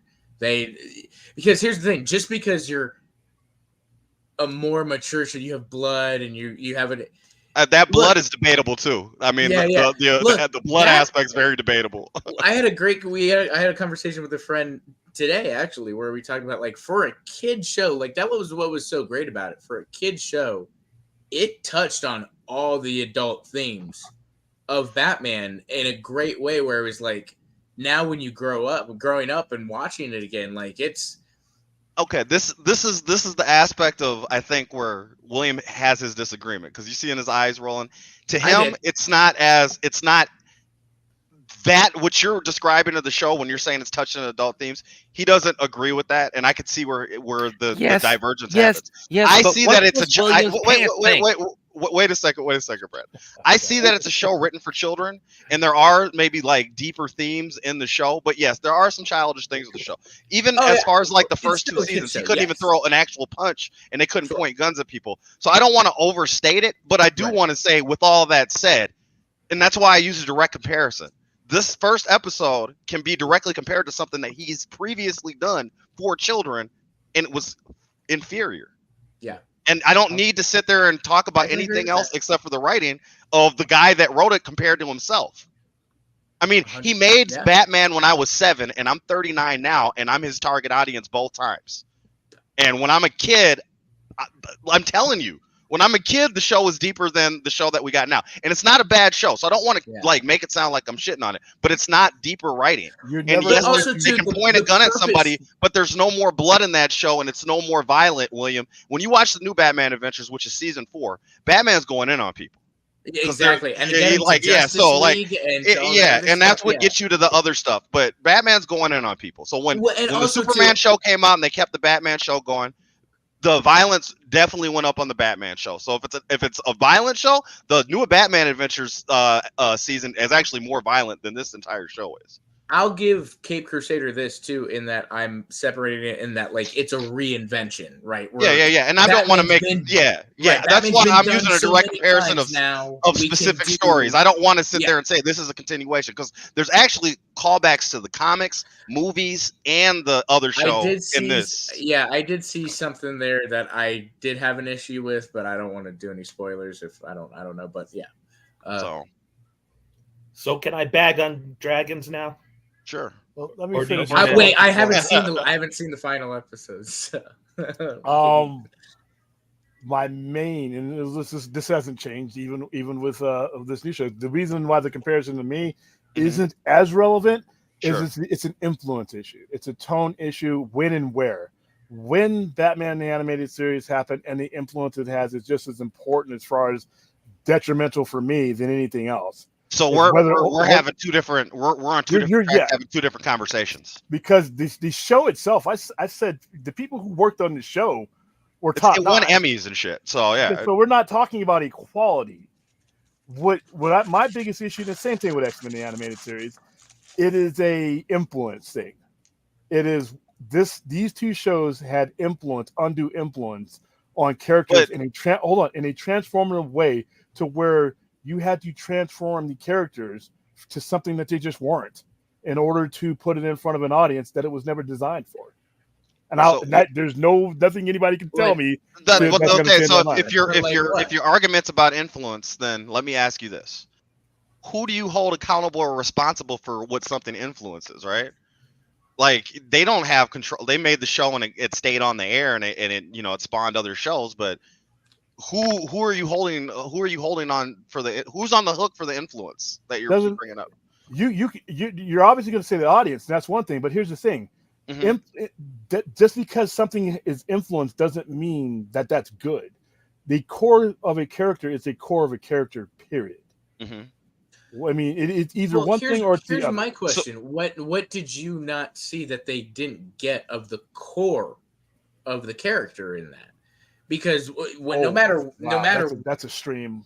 No matter what, on its own, no matter what, for kids and adults, they got the core of that character. They got the Bruce Wayne. That's where we are. They got that all those things like that is going to be a philosophical disagreement we're just going to have. So from a philosophical standpoint, now you can admit that like Spider-Man said, like those first two seasons were William doesn't like the tone. You guys do. Move on. Right. But I think that the main thing you probably don't like is his aversion to guns on the old show. Is that correct? No, it's everything. Like I said, you got to realize where you guys were at when that show came on the air and where I was at when that show came on the air. But at the same time, this is influenced by the Tim Burton universe. The Tim Burton universe was the tail end of all that.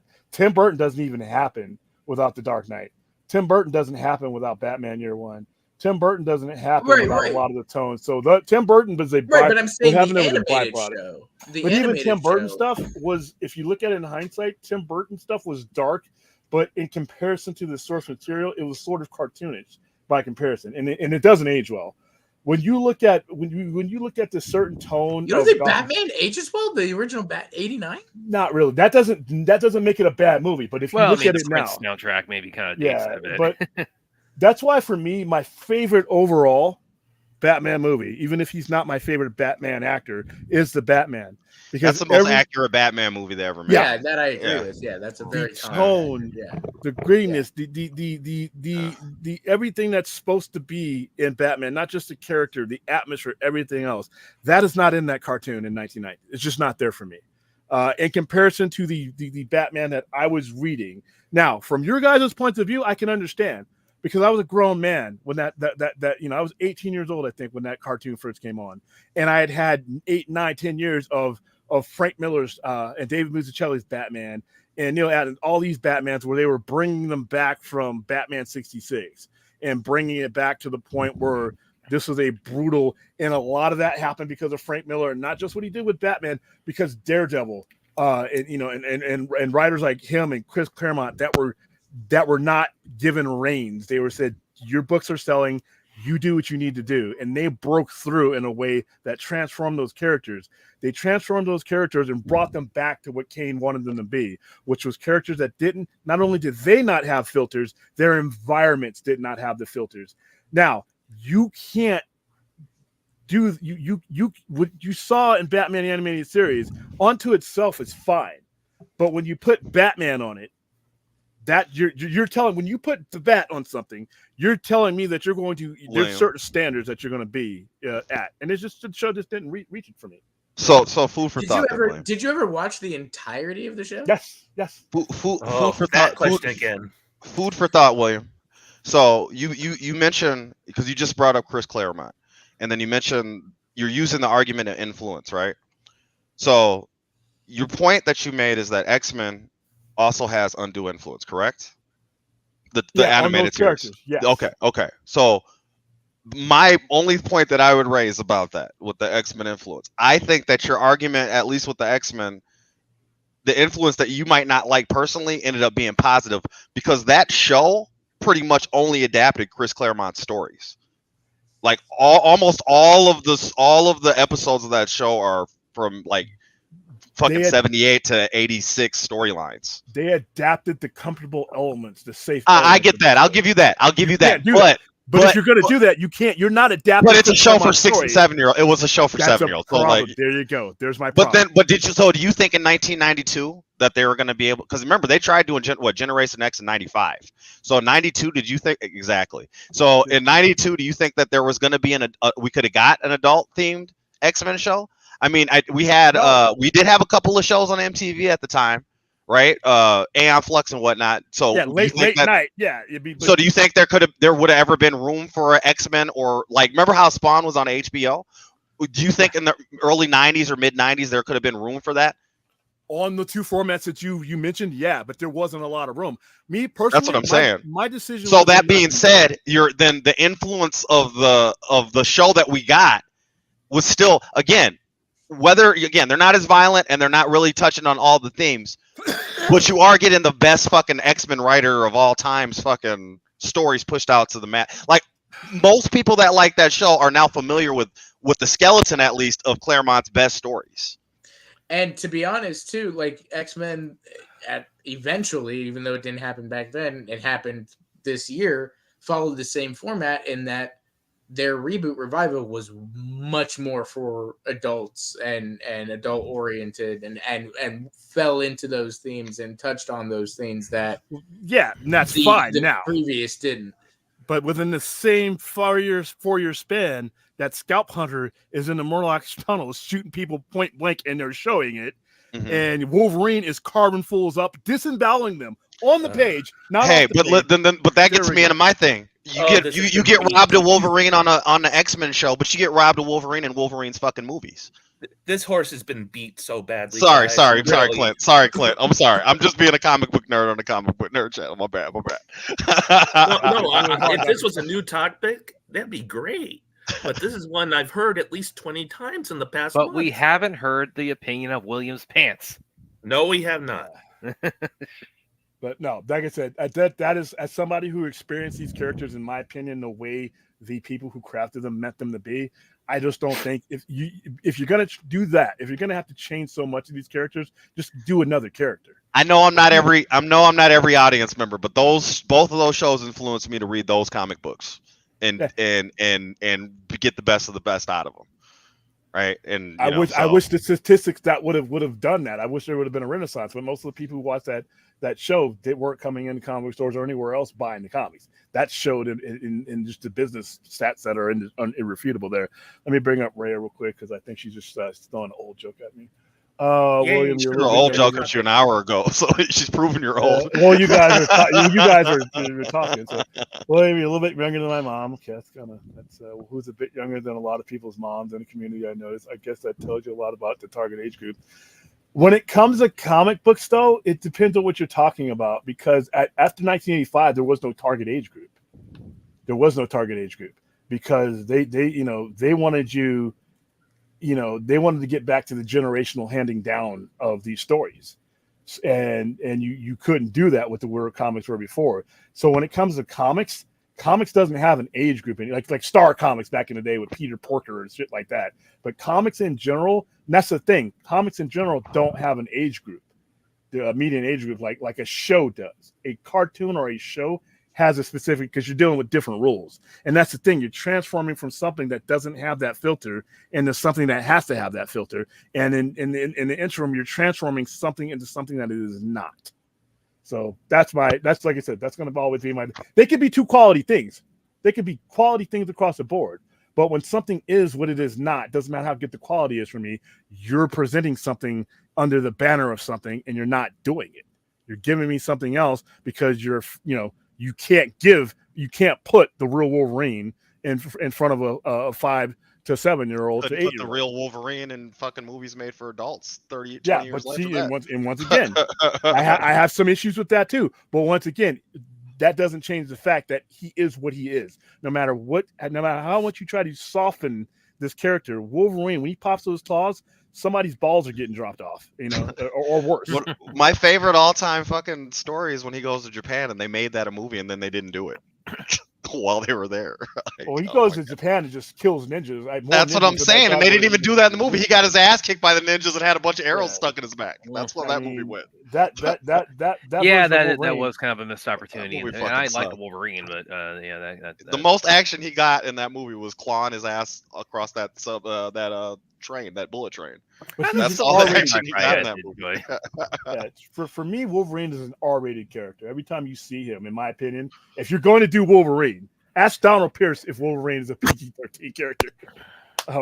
So I mean, like when you saw him in Deadpool, he's like Deadpool, where on his own he's very much an R-rated character and stuff, but when you have him interacting with the Avengers or the X-Men and stuff, he is toned down. He doesn't. Yeah, he is the most prolific guest star in Marvel behind Spider-Man. Admittedly, he's toned down to a point where he is still the most like R-rated thing of the, I guess PG or PG-13 comic. So you guys are saying make the X-Force movie with Psylocke, Wolverine, fucking Deadpool, and I hope it ends better than. I'll tell you what I'm saying. Those suits are awesome, though, right? The gray and black suits are awesome. Here's where you could have gotten away with Wolverine doing R-rated stuff in a PG-13 movie, and where they fucked up, and that was Age of Ultron. Yeah. Wolverine is very much involved in those comics, and he is dismembering robots with those claws all day, and it's beautiful to watch. Or you could have put him in Multiverse of Madness in that scene right there and had a little. That would have been pretty awesome. Yeah, that would have been the best cameo. That would have been the best. Well, especially because she'd be trying to like take him apart and like it's like. Yeah. They would have done the Phoenix scene better from X3. X3 is such an awful movie. Awful. Thank God for a new topic. Thank God. It's organic, man. Oh no! The topic of you trying to get you to like Batman the Animated Series is old. I mean, it's not gonna happen one day, but one day he'll understand. No, I mean I've had 30 years. Even Larry hopes. Hey, sometimes it takes people all their lives. You could be on your trying to beat that dead horse. You'll be on your deathbed, and it'll be me and Enoch, and then maybe it'll come to life. We'll all be there just telling you. Come on, man. Once I have sound reasons for an opinion like that, and like I said, it hasn't changed. Have you premiered that Enoch debate that I recorded on here yet? Nah, it's the same stuff we've already. And it's literally the same stuff that we celebrate other channels here. Nah, it's Enoch came into the store. What was he? It was the James Gunn thing. Oh, we've talked about Warner Brothers. Yeah, Warner Brothers. Warner Brothers. We literally talked about it that night. Now, if it was something different, but no, it's plus it's probably. But it's worth it for Enoch because he's right. There's no way you could be right on something like that unless you could sell the future.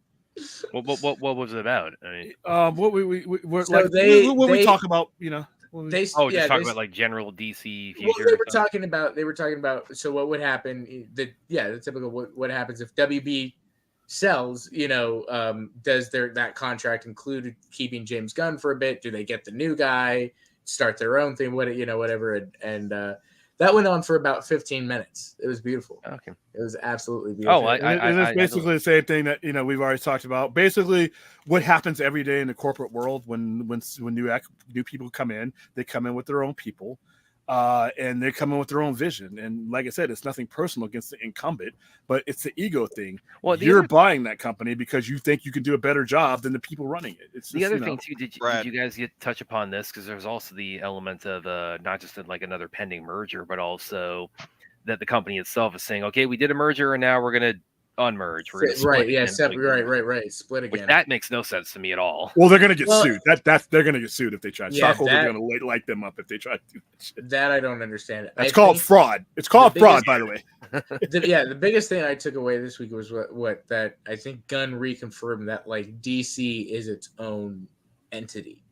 So whatever happens within a cell or a merger or whatever, you almost got away, Clint. DCU, no. It's its own. Not that topic again. DC's its own thing. So I don't know what that would mean in the sense. It means contracts and all that because we don't know what those details are and like what like the exact terms of like if it's sold, does DC stay as it's on its own path, doing its own thing? That's part of the sale. You're taking that deal with it when you buy it. The only way that happens, the only way that DC is wholly owned by Warner Brothers. There is no separate. It is a separate division, but it is wholly owned by Warner Brothers. The only way that could ever happen is if it did get broken up. So, say somebody wanted to buy DC separately. Or DC Studios separately from the component during a sale. That's the only thing. But now, the way that he's saying that's possible. He does not have the authority. Warner Brothers wouldn't probably do that. They most likely wouldn't do that. However, Warner Brothers has done some stupid stuff over the last couple of weeks with TNT and all this. So I don't know what Warner Brothers would do at this point. But the way he's making it sound is that it is its own entity. So that if Warner Brothers wanted, they could sell it off on its own without selling Warner Brothers or selling themselves with it. It's DC now. It's its own entity within its own thing, and we own it. Operationally and functionality, it's its own thing, but property-wise, it is not. He does not have the authority to even say that. Because James Gunn. Because he does not own from Zaslav. This happened all before he even came in. This is Zaslav separated it, made it the DC thing. He's operationally, yes, but it is still the property of Warner Brothers Discovery. And if you're going to buy that, you're not going to allow them to separate those entities anyway because it's going to devalue the company. Right. That's what. Yeah. Well. So for the most part, we think, unless Warner Brothers does. So no, even Zaslav to a certain point, he can't do that. Even though he's the CEO, the chairman of the board will shut that down. They would have to agree. Stockholders will shut that down. So yeah, if somebody bought Warner Brothers Discovery, they're buying all of it. And they can decide whether they'll probably keep a DC Studios because there's going to need long after James Gunn is done his thing. 50 years from now, there should have always been a separate entity within itself. I agree with a different chain of command. But DC's up there with like Harry Potter and these properties that Warner Brothers never going to get rid of because those are their IPs and stuff and all that. However, again, the way that he's made it sound and stuff like is that it's kind of like it's Lucasfilm within Disney, right? Or Marvel within Disney. They're their own.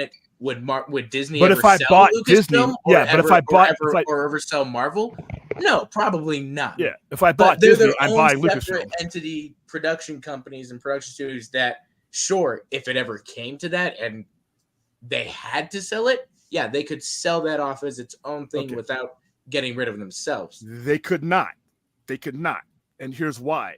You have to have a vote on that, and no voters, no stockholders. I don't care if they're the low guy like me or the major people. No one is going to approve that sale. There's a 99% chance that's never 100. Because what'll happen? Or even I would say even with Warner Brothers in the state that they're in now, if it separates and stuff, I don't see Warner Brothers ever going away. It could go back to being a small independent studio. Or doing something and getting rid of all of its IPs, selling DC to Netflix. Warner was an independent studio back when William was 6. Yeah, say what? Have a bunch of when William was 6. Warner was an independent studio. But you're going to have a bunch of lawsuits. You're going to have the antitrust. There's so many things that would stop that from happening. William was a kid when Warner Brothers entered the talkies. All right, and he was a paper boy. whoever proposes that sell is basically handing in their resignation. Hey, Williams Pants has another $5. But William, I'm not saying I disagree with you. I think you're 100% right on everything. But we have all seen the decisions of Warner Brothers, and we've all seen what companies do in drastic things like this when you don't have money, when shit's hit the ceiling, you can't even have the money to make good special effects in your main movie. They're going to get purchased. They're going to get purchased in their entirety. I think that's going to happen. Well, as Williams Pants points out, WB's not even there yet. One leg at a time, gentlemen. One leg at a time. Thank you for the super chat, Williams Pants. Thank you for the support. I don't know what the hell. Yeah, if you want to come on the panel, please. I'd love to meet you, Williams Pants. We're going to expose him as forced. What if he's on the panel already? Yeah, it's probably Spider-Man. Oh, really? Definitely not. Definitely not. But like I said, to wrap up the whole Enoch thing, it's listen, if somebody comes in and they got a new vision, like I said, if I buy your company, even if I kind of like what you're doing now, but I got a much bigger, broader thing, that's what I'm going to do. And the people that facilitate that purchase, that are my left side and right side guys that are probably in the industry, they're going to be the people that I trust, and I'm going to be putting in those positions anyway. And that's just, the new sheriff, the new guy always thinks he can do better than the last guy. That's here's part my of being question. that 1%. So this is the way it makes sense. So sure, they sell Warner Brothers, they sell DC with it and all that. But again, DC's its own entity. And say they could probably even do this with the J.K. Rowling universe, make that its own entity and the whole whatever you want to call it. If they're making it their own entity, yeah, the wizard. Yeah, thank you. The wizard. Wizarding world. That be its own entity and production. Like, sure, that all goes with them, but the plans stay the same. If Disney sells to something like Amazon, which could definitely outbuy them, or buy them if they wanted, would it happen? Probably not. But if it did, you really think Amazon would come in and go, Feige, you're fired. Let's start the whole. No, because here's the thing. And Feige, also too, proven. what I don't Feige's even think proven.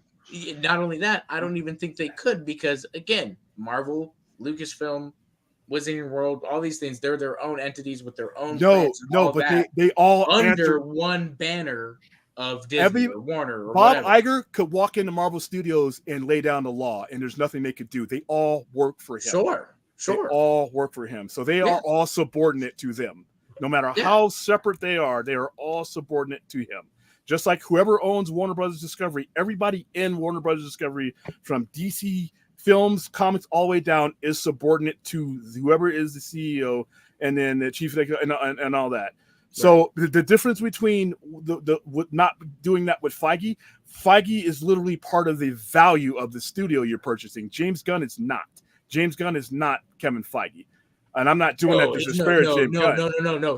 So to put your argument to rest, if things came down to the brass tacks and Warner Brothers had to sell, they would rent their IPs instead of selling. They would license their IPs out. And the only reason I know this is because William has said this at least 20 times in the past month. Yeah. And that's what's next. That's what's next. So you're barking on this tree. But yeah, I think, like I said, I just don't think where the company is right now. I'm not. I want Damon Lindelof's Lanterns to happen, but once again, if this happens, people say, well, they're just not going to get rid of James Gunn. I'm like, have you not paid attention to every corporate merger that's ever happened? The only time it didn't happen is with Fox and Feige, because he was literally part of the value of the company. If you were to walk out, the value of your company as a studio falls. It's not the same thing with James Gunn. They just hire another guy, and they'll do that. They're not thinking like fans. Remember, corporate raiders, wrongly or rightly, do not think like fans. Yeah, they will do the things. They will do the things that fans don't think they will do. They prove it every day. Well, and this kind of takes it back to the thing I mentioned before about the recent talk about we're going to basically demerge, or whatever the hell the idea is there, which again, right, they're going to split the Discovery part again. Yeah. So that's to be. I mean, isn't that?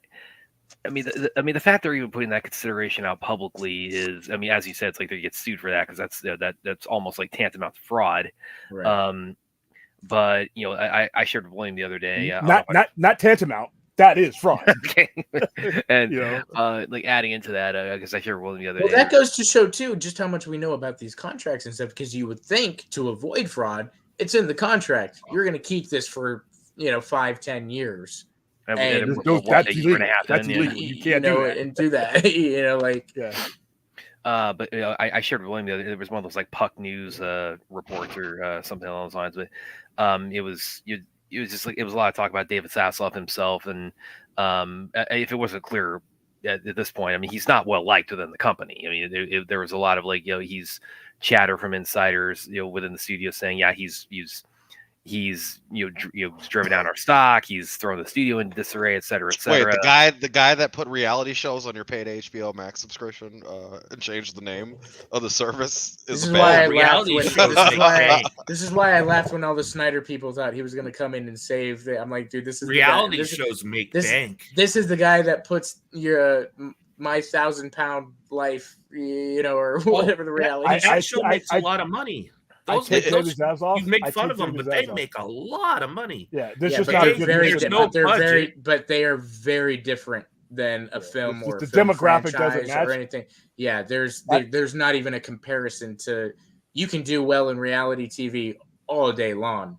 You know nothing about film and film production and that type of stuff. Zaslav is talking about money, though. I think he's shown that. I'm talking about money. Absolutely. Yeah. Still going to take him over. Okay, well, you can talk about money. You can talk about money, Clint, but this is a film company. One at a time.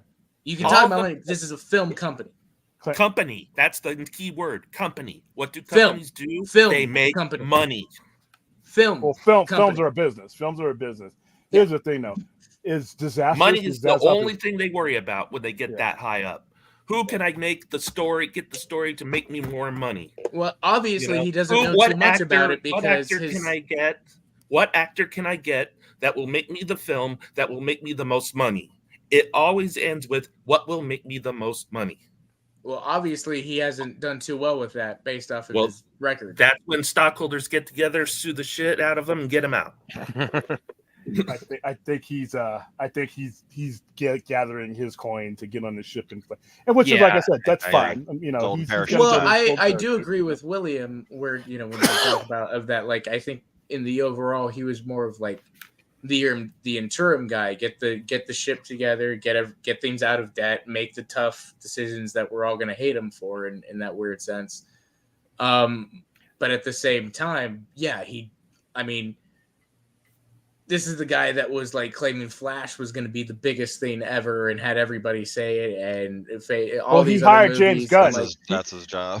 He hired James Gunn on criteria that was pretty much bullshit. Yeah. Not saying he didn't get the right guy. Now that might be one of his more correct decisions, but I think the criteria is correct because he didn't know what the fuck stumbled he was doing. into making the right calls. My guess is that it was other people in his ear going, giving him information because that's what he's supposed to do because the top boss doesn't know everything. He has to depend on subordinates.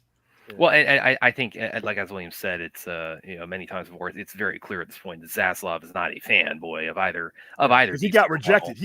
Gunn wasn't his top choice. Remember that. Yeah. Remember, we forget that other people said no in order for James Gunn to be able to say yes. So it's like to Austin's point about he was really which again it's like to a certain extent that's also they're doing their job. They're not going to say a movie we have coming out is just garbage but go see it anyway. But sure. But at the same time, as I've said before, it's like I can't even say with confidence that that David Zaslav has even seen the Guardians of the Galaxy movies. Just from his perspective, the hire was like, okay, we're setting up DC Studios, who's like a popular within that genre. James Gunn, he had a big hit with the Guardians franchise. Let's get him on the phone. But that's from. Well, I think it was a bit more than because and that's what I'm saying. Even if it was other people in his ear or whatever, giving him the information, because I agree with you, he probably did know it himself or go watch the movies or do that, because that's the other reason why, in my opinion, Gunn has this job is not just the Guardians movies too. He had a very large hand in the storytelling of the Infinity Saga. He was the one that came up with the story of the Infinity Stones and did all this, and he was heavily involved. He was executive producer, and he definitely He definitely is in there more than just his success off of that. He was to take the reins. No. He's in there from Kevin Feige. After this whole Infinity Saga thing, and the only reason he didn't is because they fired him. The point you're making is does he warrant the position that he currently has? I would say yeah, absolutely. But that's not why Zaslav hired him though. Because that's what I'm saying. Zaslav, any one of those people that were interviewed before say yes, we're not having a James Gunn conversation, right? So it's like like I said, I think everything ended up turning out right, but eventually when you get lucky. Even when he was like, he said no. That Todd Phillips was, and Todd Phillips, he's not even necessarily that enamored with with DC or CBMs as an IP. It's just because you've heard him talk about it. So it's we were kind of he's described Joker as we're using Joker to to get this very subversive kind of societal social commentary story kind of through the studio process. So Don't call it Joker. So basically he already admitted the film should be called Fleck. But continue. I'm sorry. It's well, I mean, on that. But obviously Phillips also. I mean, and now William, you may slightly disagree with me on this, but I mean Phillips is, even though they eventually did get around to making a Joker Folie à Deux, I mean it was he publicly at least was somewhat reticent to the idea because he took some coaxing. He had said it's like I'll come back if I have a good story to tell, which clearly they settled on that. Well, hold on. He did the thing where initially. Hello, William. Can I say something? Yeah, go ahead, Matthew. Yeah, go ahead. For me, this is where in the chat I said, in my honest opinion, William, I think DC would have been in a better financial position in terms of, how we talk about Marvel having this consistent track record of, even though the movies haven't been good, they're still making money. I think DC, except for the Marvels, but yes. Yeah, except for the Marvels. Yeah. But what I'm gonna say is, I think financially, DC would have been in a better position, narrative and story and money wise, if Iger had bought them and we wouldn't be having this issue, having the company being sold multiple times because of the incompetence. You guys agree, or am I? Hell yeah, I agree. If Iger had bought Warner Brothers? Oh no, Iger specifically. If you're talking about just like them getting sold a bunch of times, or as a person, or yeah, I'm confused here. No, in general. Like if you're saying if Disney bought Warner Brothers. Yes. And Iger was in charge of Warner Brothers. No, because Iger knows how to put people in charge in the right. He would have had someone controlling. Yeah, probably Iger would have controlling been, Warner Brothers, Iger's a better DC businessman. being its own studio altogether. Sure, Iger's a better businessman. DC probably wouldn't be in the heap that it is. Yeah, or am I having way too much faith in Iger? Well, here's the thing, though: is there's a lot of people before you get to Bob Iger that were better suitors than the people who eventually ended up buying them. But when you have dummies selling to dummies you're selling it just to get away. Everybody who's sold Warner Brothers just wanted to get away from it because they themselves either had people under them that mismanagement or they mismanaged it themselves. So you're not selling to anybody under the best circumstances. What needs to happen is the next people who buy the company don't necessarily need to be a Bob Iger. There's tons more people that have better business insight. It just has to be the right people with the right vision, and they have to believe in it and put in people that are going to reinforce the decision making that they make and inform it. What the problem is, I think what Anthony's trying to say is that the reason why I brought up Iger, Alan, the reason why I brought up Iger is because the guy has been in the movie business before he became. He was in a movie. He started out as a production assistant, and then he became like what's it called? But it was mainly your point of that he knows how to hire the right people. He hired Feige. He's kept Kathleen Kennedy under all the criticism of it because she's still made billion-dollar movies with her Lucasfilms. What I'm saying he knows how to get the right. Not the hiring people. process. Not the hiring process. What I'm trying to say is, Iger knows the movie business because he started. But there's a lot of people though that are more qualified than him. There are people that are Bob Iger is on an executive is fine, but Bob Iger, when we're specifically talking about these IPs, is where we lead themselves. You take Kevin Feige out of Bob Iger's orbit, we're not even having this conversation. We're still having a very successful Disney, and because you got other aspects of it. But for the relevant topic that we're talking right now, it's Kevin Feige's experience coming up through the levels and unique experience that helps. I will give Anthony that. Yeah, that is something that you don't find in a lot of studio executives, in that Iger trusts Feige, and he's allowed Feige to do that, and he's gone to bat for Feige with the board to allow him to do his things. Yeah, no, and Alan, this is where I'm saying a guy like Iger. Now that is knows, pretty rare in a studio executive to have somebody. But like Iger actually, if you read his bio in Wikipedia,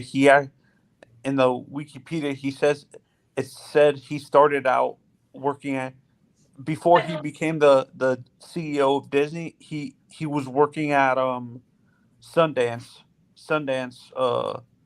the movie studio, and MGM. but most executives, most people, you don't just get to be a Hollywood studio. He wouldn't even be Anthony. He wouldn't even be in my top 10 to run. But to run do you understand where I'm coming from, William? I do, but it's surface.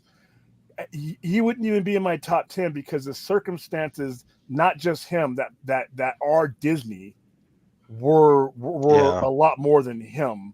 And so you're going to need somebody. You're going to need your own guy. Jeff Robinoff would have been perfect because TCR was a fucking disaster. And all this started with one bad hire. But if you pick the right guy, then you're fine. But the lot of what is inherent in Disney, and remember, it's that $38 billion of park revenue too that makes a lot of his decisions a lot more easier to make. Yeah. So the movies are like maybe a 5%. The movies are a generator. See, Warner Brothers, you have to have somebody who's running Warner Brothers Discovery that knows that the backbone of their revenue is the film and entertainment industry.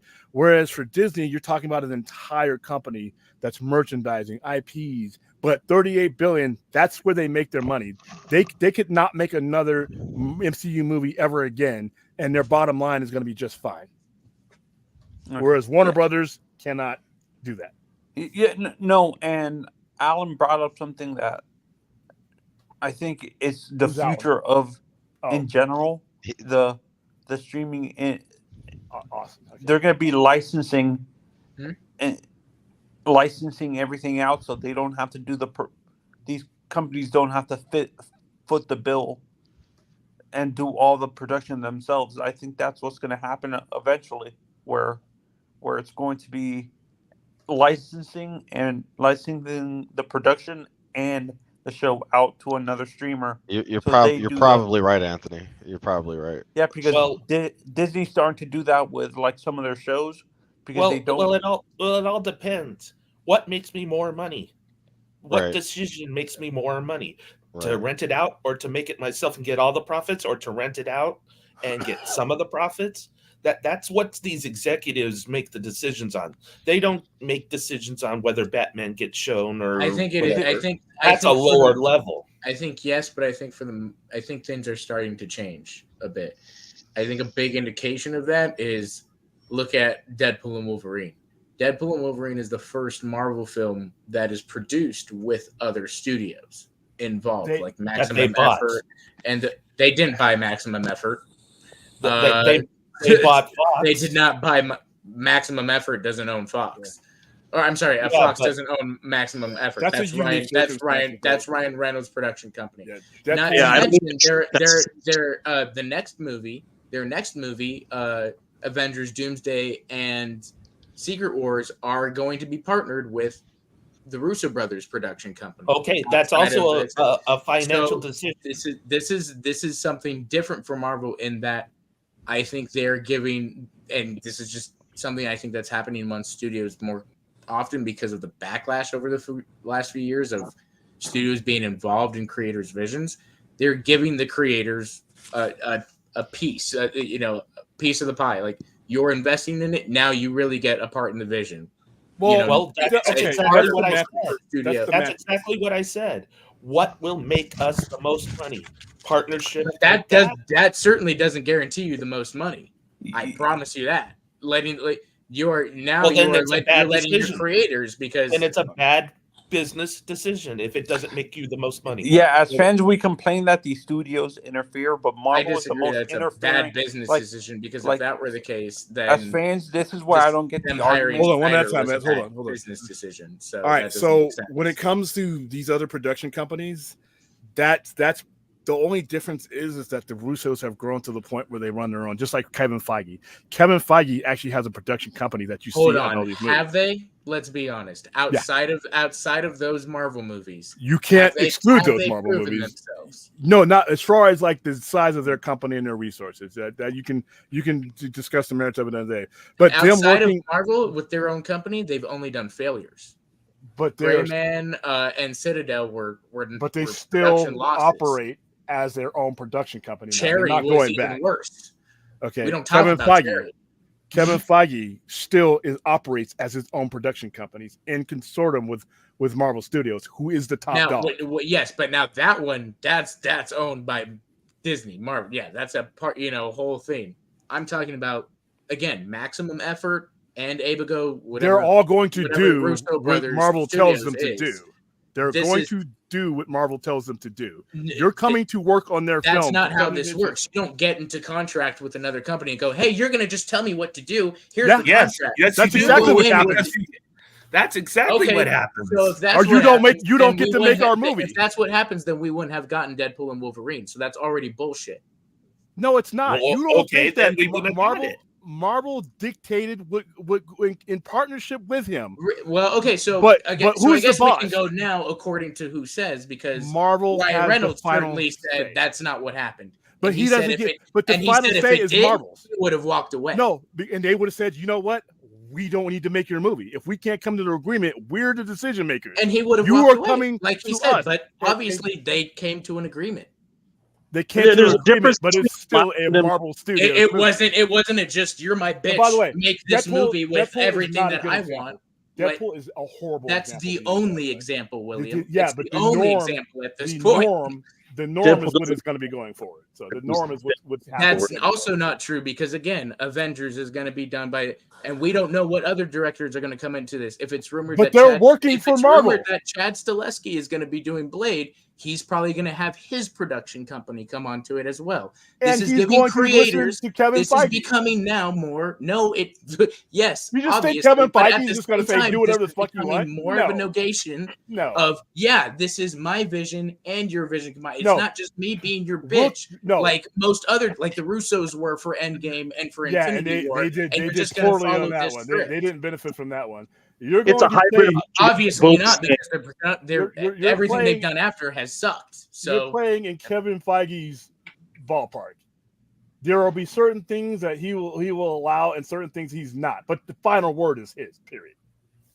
yeah, nobody's not saying that, but it's also like I said, it's not just hey, you're gonna follow every word I like. Like I said, there's no negotiation. He's never been that way. You signed the He contract. pretty much he and gives you the just do what I structure. want. Like He gives you the structure that you will operate under, or there's no contract being signed. He's going to give you the For the basic most- framework, and if you decide that you don't want to do that, That's Then why the these next- big the- directors like yeah, the and- next guy until- comes in and takes your place. Until they come across a guy like Ryan Reynolds, who, let's be honest, at this point in time, they fucking need. It's not a don't- negotiation. It's No. no. No, No. they don't You're need- not gonna All right. fucking argue with There's me. still okay? restrictions. Yeah. You are not- The I guy, don't- the guy I who don't built care. their Hold on, one at a time. I One don't at a care time. how One at a much time. you don't like One at a time. Deadpool One or at a anything time. like. You're One at not a gonna time. argue with me on You that. need They you need a don't math need class. Ryan Reynolds. You need a math class, that- son. You need a math Okay. class. And you need to hold on. Where one was at a time. Marvel at before Hold Deadpool on. and Wolverine? Hey, William, chat- where were they at with the chat- Marvels and chat. Eternals and other things? How Where were many? they at? Wait, there's a calculator on your phone. Here you go. You got a calculator on your phone. I want you to type in 30 billion and This is combine it to whatever Ryan Reynolds would bring to. Thank Okay. you. Next topic. Wait, Okay. wait. Next topic. yes. Let me Because math finish. is if undisputed. everything else was successful. Let me and break we're in. just- okay. Stop. So, Stop. God. What Hey, you're Google. saying is true. What you're saying is true about Ryan Reynolds. So I should Ryan have popcorn Reynolds right goes now. up to Kevin Feige, goes, No, I because wanna I'm not make here this to. I'm not movie. here to entertain And- bullshit. oh my god! Well, that's just. I'm sorry. That's just. Wait, let me For finish. Next. somebody that knows the industry, that's just ignorance for you to I say mean, something Let like me that. let me finish. Math is Ryan not Reynolds- ignorance, son. Maybe Yeah, you you're need not math. using math. You You are need math. using your own opinions, need and you're math. not using math. 30 The billion math is not an is- opinion. All right. All right. I'm not, hey, listen, hold on. Everybody shut We're up. not talking about Hold 30 on. billion. Let's- You're bringing up hold on, something hold on. whole other. Let me mute. Let the host mute because I think the show says Sci-Fi Center on top. We are not going to get into this. So William muted himself. That these other channels get into, and we look like shit screaming at each other. This is not that I'm not fucking show. screaming. I'm just saying. I am talking. We are not going to get into these topics if we can't have them on a tone. We are not going to become these other fucking channels. So we will move on to a different topic. We'll talk about fucking dragons, but we are not going to make fucking clowns out of ourselves screaming over the tops of everybody. If we can't handle this topic like grown men, then we move on to another fantastical, mythical topic. All right, that's the only rules I've ever implemented in on the show. Do not scream over me. Pretty sure I'm essential to the show. All right, so like I said, and we're That's basically talking about the same shit over and over again. Math is undefeated. Feelings don't beat math. That's not an opinion. You're not using math though, but that's the thing. Go ahead. All right, so we've driven that topic to the point of nowhere and got nowhere with it. What's next? And I got muted for no reason. The dance of the dragons. Everybody was screaming, but me. All right. Game of Thrones. Aegon did something very stupid again, as usual. Well, now he got out. He escaped. Yeah. He escaped. Yeah. Lost Austin. I think he said that he didn't see the episode, so I don't think he wants to get spoiled. Okay. Put the spoiler tag on. You got that fancy spoiler tag. Put it on. Yeah. I don't know why Aegon hasn't learned his lesson. Like, is he that stupid or something? Or There's really arrogant? nothing he can do. Are you talking about Aemond or Aegon? No, Aemon. Aemon. Okay. Aemon. Okay. Why are you trying to piss off Daemon? Like, that's the last person you want to piss off. So the way they built up all this dragon fight, and don't deliver. Oh my God. Yeah. There was a little bit of a war a couple episodes back when Rhaena died. Not Rhaena. What's Rhaenys died. Yeah. Yeah, we get 5 seconds of dragon fight. Yeah. And then build up. We didn't even see what happened to Aegon actually happen, and we saw the aftermath of what happened to Aegon's dragon. So you're right. So Willem, does Aemon ever learn, like in the? I know the show doesn't do everything in the books. I can't answer that question without spoiling the entire story. Yeah, read the book, man. You're gonna have to read the book. No. I read the book, but I'm trying to. Sometimes they don't use everything in the books, so that's why I'm asking: does Aemon really learn his lesson not to screw with Daemon? Aemon. I can't answer that without really ruining it for anybody who's watching. I mean, it's one thing to spoil this episode, but you're asking me his. Well, I appreciate it. So. I appreciated that Daemon sided with Rhaenyra. So it's his wife. Of course, he's gonna side with her. I mean, it wasn't looking that way 2 episodes ago. You know what I mean? And then he wanted a little force of the witch, and changed his mind. He had the vision of Game of Thrones. See what happened to his old wife. We reached China. No, did you watch Game of Thrones, Brad? No. I've seen the. But I've seen the original show and like House of Dragon. I've seen here and there, but I'm not an avid follower. Right. But his imaginary friend has watched Game of Thrones. Oh yeah, Ashley's big time into it. Like I said, get her on soon. Ray, it was kind of cool too at the end when they got to have their meeting at the end. Kind of see what happened with that. Yeah, she's basically going to sell out her family just to get her and her get out. So. Fun says he's happy Daemon left Luigi's mansion. It sure was Luigi's mansion over there, wasn't it? The Scooby-Doo haunted mansion for the. I thought he was supposed to die in there. Well, it never even escalated. Like I said, it's really hard to say something because. That's what's. And I thought, if you know where Harrenhal is and what Harrenhal is in the vicinity of, you'll understand why. Is it in the Riverlands? Yeah, but there's a particular part of the Riverlands. Yeah, the Red Wedding area. That was that. Well, that's the Twins. That's in the Twins, but there's something in the episode when where Helena says about the God's Eye. That's where Harrenhal is. So And without another really, thing, the end of this episode, they could have done it so much better. From my stupid point of view, who knows nothing, they could have dragons fighting while the prince is sneaking away, and leave that be the cliffhanger. Yeah. And to me, I think Eamon's finding Lorman not to work with Christian Cole because Christian seems like an idiot, to be honest. Christian Cole. they're both idiots, but Sir Christian Cole. No, But I mean, Eamon's wouldn't that have been a better ending intelligent. than He just this lets shit his that we hubris got? get in the way. And Sorry. this was a 2-year wait for those who waited. I just started watching. probably this about season. a one. Probably about a one. No, I'm talking about this last wait was already 2 years. Oh yeah, 2022. Yeah, no. 2023. William, what I'm saying is, Eamon's smart. Eamon's smart, but he lets his hubris. There's a difference between being an idiot and letting your hubris get in the way. That's what happens with Eamon. He lets his ego get in the way. He's intelligent. You said it the best in the beginning of the show, in the beginning of the season. He lets his arrogance get in the way of logical decision making and stuff like that. That's generally that's the why definition he's of an dumb. idiot. Yeah, that's an idiot. No, he's intelligent. He just lets emotions get the better of him. Dumb intelligent people people let don't do emotions that. get out of the way of that. Yeah, intelligent people don't do that, especially when you're a general and when you're running an army and you have a big weapon like that could be used. Like Tony Stark, he realized Bucky was under mind control and attacked him anyways. No. This is why there's generals that have let their. I'm gonna use a perfect example. Erwin Rommel, the Nazi general, let his emotions get the best of him, and he got outsmarted by. No. You know what happened to in World Rommel? War II. He in lost. Big No. time. No. That's why I'm lost using badly. that comparison with Eamon because you're not saying bad difference. Rommel was a genius, but Patton was a better genius.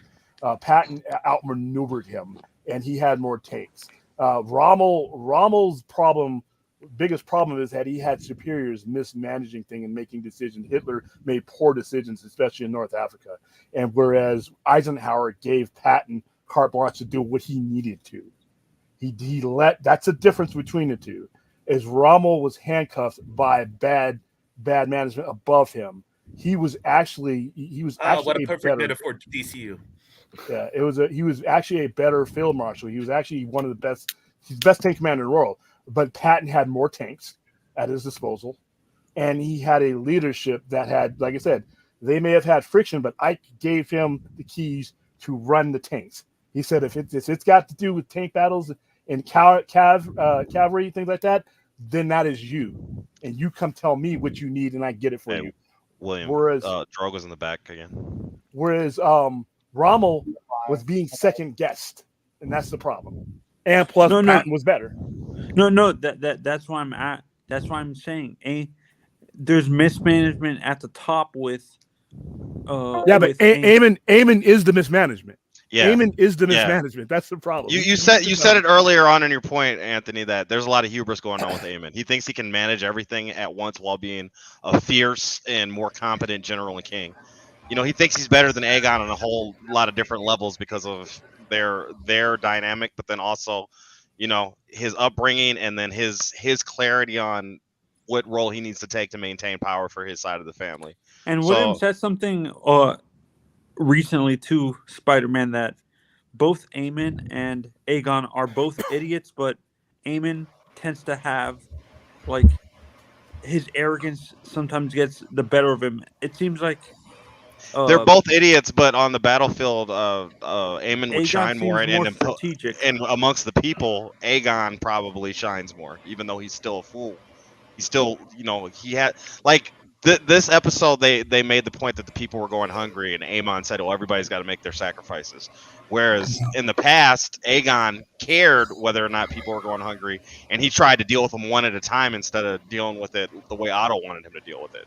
Right? So they're both idiots. That's what I'm saying. It seems ways. like on the battlefield, it seems like Aegon is more tactically efficient than Yeah, Aemon. yeah, but he still has the hubris that you said yourself. So yeah, he is more effective on the battlefield, and he has the bigger dragon. He's the biggest dragon in the world. But that In critical also leads moments, into he doesn't let that cloud his judgment. Is what I'm saying. but then the aftermath Aegon's of his the critical bully. judgments got him burning a village of fucking people because he was mad. Aemon's the stupid bully. Mm-hmm. Aegon's the stupid teenager. There you go. Good call. Indeed.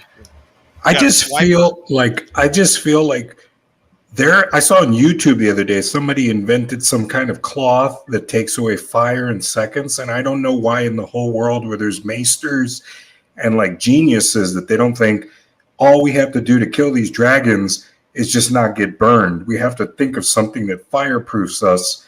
And I know that that's impossible to think like, oh, they're going to invent something fireproof, but you'd think that would be what they would want a maester to do, to be like, well, if we just don't get burned by this dragon, we can invent some kind of cell swords to come and kill these things once we get them on the ground. But the fire is all that's really killing us. And I always get angry. I'm like, I would love to see just some maesters sitting around in some kind of operation. Like, how do we come up with a way not to get burned or melted? And then we start killing these fucking dragons, because then, you think you're a badass on the dragon, but we can just get you with a bunch of arrows. The problem with that is whatever you would make that will resist that kind of fire would restrict your movement, and it probably wouldn't be armor.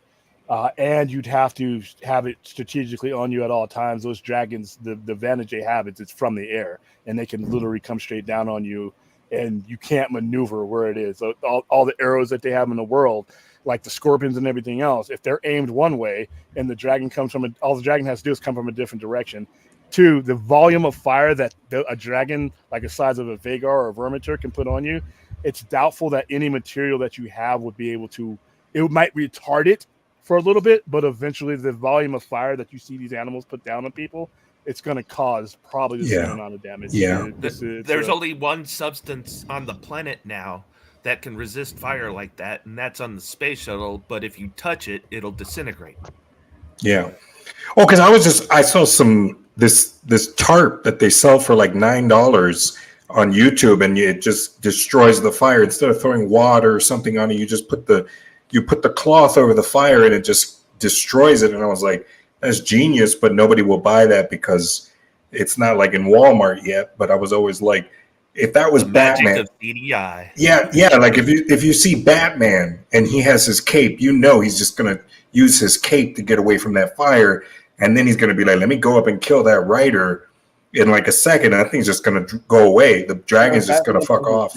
Well, Batman has modern resources too, and modern. Yeah, that's what I'm saying. Is that I thought the maesters, since they were able to build like somewhat elevators and plows and things, they'd be like, damn, does nobody know how to just stop the fire? Like, can we just not? But that would take away from the entire premise of the show too. And plus, they got a future where this hasn't happened either. So, well, it could. It's just George R.R. Martin is one of those writers that I think the only reason he doesn't do it is because he'll think that like you have to make some kind of the Whisperers going, oh, there's somebody who has this cape, so we've got to get it. He'd have to make it a part of the story. You wouldn't just show up on the battlefield like a badass going, I'm just going to stand here. Don't worry about me. I'm a Batman. Don't worry. And the thing comes down, tries to burn you, and everyone's like, yeah, look at that fucking moron. He just got vaporized. To William's point about the amount of fire, using that towel you're saying, or blanket or whatever, the $9 the cape, yeah. If it's a 10 by 10 cape and you're dropping 100 by 100 fire, yeah, nothing's going to save you. But I just think like that's all I get angry at is like I'm always like I know they have the hand of the king and all these people, and they're always like, well, we have to put our army here or we have to put our army there. Like you think they'd be like, well, the number one thing we need to be thinking about is how do we fuck these dragons up? Like, do we poison them? Do we poison them? Do we throw rocks at them? Do we we need it? Like, there's no way around it. You have to stop the dragon, and if you don't stop the dragon, then we're just sitting around going, all right, let's just hide. And we're living our lives in fear, hiding from them, as opposed to a maester or someone who's a genius going, well, I could put my life on the line just to try to stop this shit. And then that's what I'd like to see a little bit more of, since they're taking liberties with the show anyway. and we're never going to see the dragons after this show, probably. Just put some poison livestock out there. Yeah. But that's because I just think of Batman. I'm like, if Batman right now was in a show and they're like, oh, he went back in time to the King's Landing era or something, and they're like, oh, that's it, Batman, you're dead because the dragon's coming to kill you. You'd be like, no, he's Batman. His cape. The first thing you think is that's his cape. It's fireproof. He's going to do something, and he's going to just totally own this dragon and ride it. You know. So I just wanted a vigilante or something, but I guess the books I'm not going to spoil it, but everything has it's going to its logical conclusion. You got to read Dark Knights of Steel if you want your Batman Game of Thrones fix. Batman. The only thing that should be able to take out a dragon really is another dragon. The scorpions are complete bullshit. Every time one of those takes out a dragon, I laugh. I'm like, you got to be fucking kidding me. The scorpion's a big the big dart that launches, and that can't reach the velocity that it would need to be able to hit a dragon anyway. Yeah, it's wood. There's not even like a metal tip or anything that would make it aerodynamic. But they can hit a dragon, and in the line of sight, the dragon's going to see that and do exactly what Danny did. Really, if you don't have the dragons, you're living under the dragon. Because there's really nothing that society is going to have and going to be able to build. Where even if you were to get one dragon, say you were to get one dragon, the other 6 or 7 is going to make sure that's the last thing that you do. And that's wake up, Brad. Poison livestock, William. I'm just fucking with you, dude. We don't even know if poison's even harming them because their digestive system is literally fire. So I'm like, what? You know, Fun is bringing Otto to my attention. I had a question about that. Also, Rhea has something funny that's pretty funny as well about the episode. But how did Otto Hightower end up getting captured? I guess I got lost on that. There was somebody that got killed in Old Town or wherever he was at, rioted, and they took him prisoner. Yeah, okay. William the spoiler. No, they said that last episode. You just saw him in his cage this episode, but that's pretty much what happened to them. But he'll be back. But you're starting to move. Ray has a comment about the Queen who never was the bolt. She doesn't like Corlys. She thinks he's a deadbeat bastard, basically. Welcome to every noble in Game of Thrones. Right. But he you know what? He lost his wife and she fought in the service of the Queen. Listen, he loses. These people are going to lose a lot more. You're either for the cause or you're not. Now, there are going to be some things that happen as a result of all that, but I don't want to go into that because that's like the beginning of in the middle of next season, where we should be at with this. But the major shift in the recorded stuff and the recorded history in the books is the fact that Damon knowing the Song of Ice and Fire, not just hearing it. He saw it. It's not just his brother. Who else had a vision of it too? His niece. Yeah, and he had a clear vision of shit that we saw.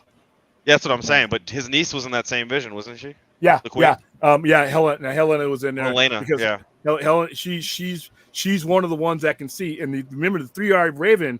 If you go back to Game of Thrones, Max von Sydow's character was a Targaryen. Mm-hmm. So he was. Wasn't he like the brother or one of the brothers of the Mad King or something? No, that was the guy at the wall. Yeah, because Aemon's nephew. Yeah, I got to look up the family tree, but the guy at the wall, Aemon, the one who was at the wall, that's the Mad King's brother because he could have been the king. Yeah, and he decided he didn't want to be the king. Yeah, and he went to the wall, but yeah. So all those guys, there are people sporadically throughout the Targaryen bloodline that can do this. Daemon's not one of them, but he touched the werewood, so now he can see. But Aegon touched the werewood too, so this is all right. The answer is going to always be Mysaria because she's been getting it. She's been on point all season. Yeah, she's a good advisor. I like her better than Aegon's advisor. Aegon's advisor is cool too. I forget his name. Larys. Yep. The bad foot guys, I like to call him. Clubfoot. Yep. Clubfoot, yeah. I mean, he's pretty smart. I mean, he's got the smart intelligence. He's like, why don't you just let him fight, leave? Then when the people are looking for inspiration, you come back. Yeah. But the problem with that is they never do that in enough time. It's like in one episode to just be back. They don't have a lot of. I think what William was saying about 26 episodes is great, but you can't get the production money for that stuff because these episodes look incredible. Like it looks like a movie. It looks like Lord of the Rings. I think the biggest complaint is that there's no movement, but I think that a lot of this is tied to the writer's strike that we forget about. Writer's strike and COVID being so close together, I'm not making excuses, but that's probably why you have an incomplete feeling season with filler episodes. Well, then you can make 2 more episodes. The first season was 10 episodes. You're right, make but more they episodes. they did their order. They did their order, and we lose for it. So hopefully, maybe you get made up for it in the beginning of the next season and more action during the next season. Well, there was probably more dragons shown in this season alone than there have been in the entire show up to this point. Both shows up to this point. Yeah, there was a lot of dragons. I could go to YouTube and look at the picture of a dragon.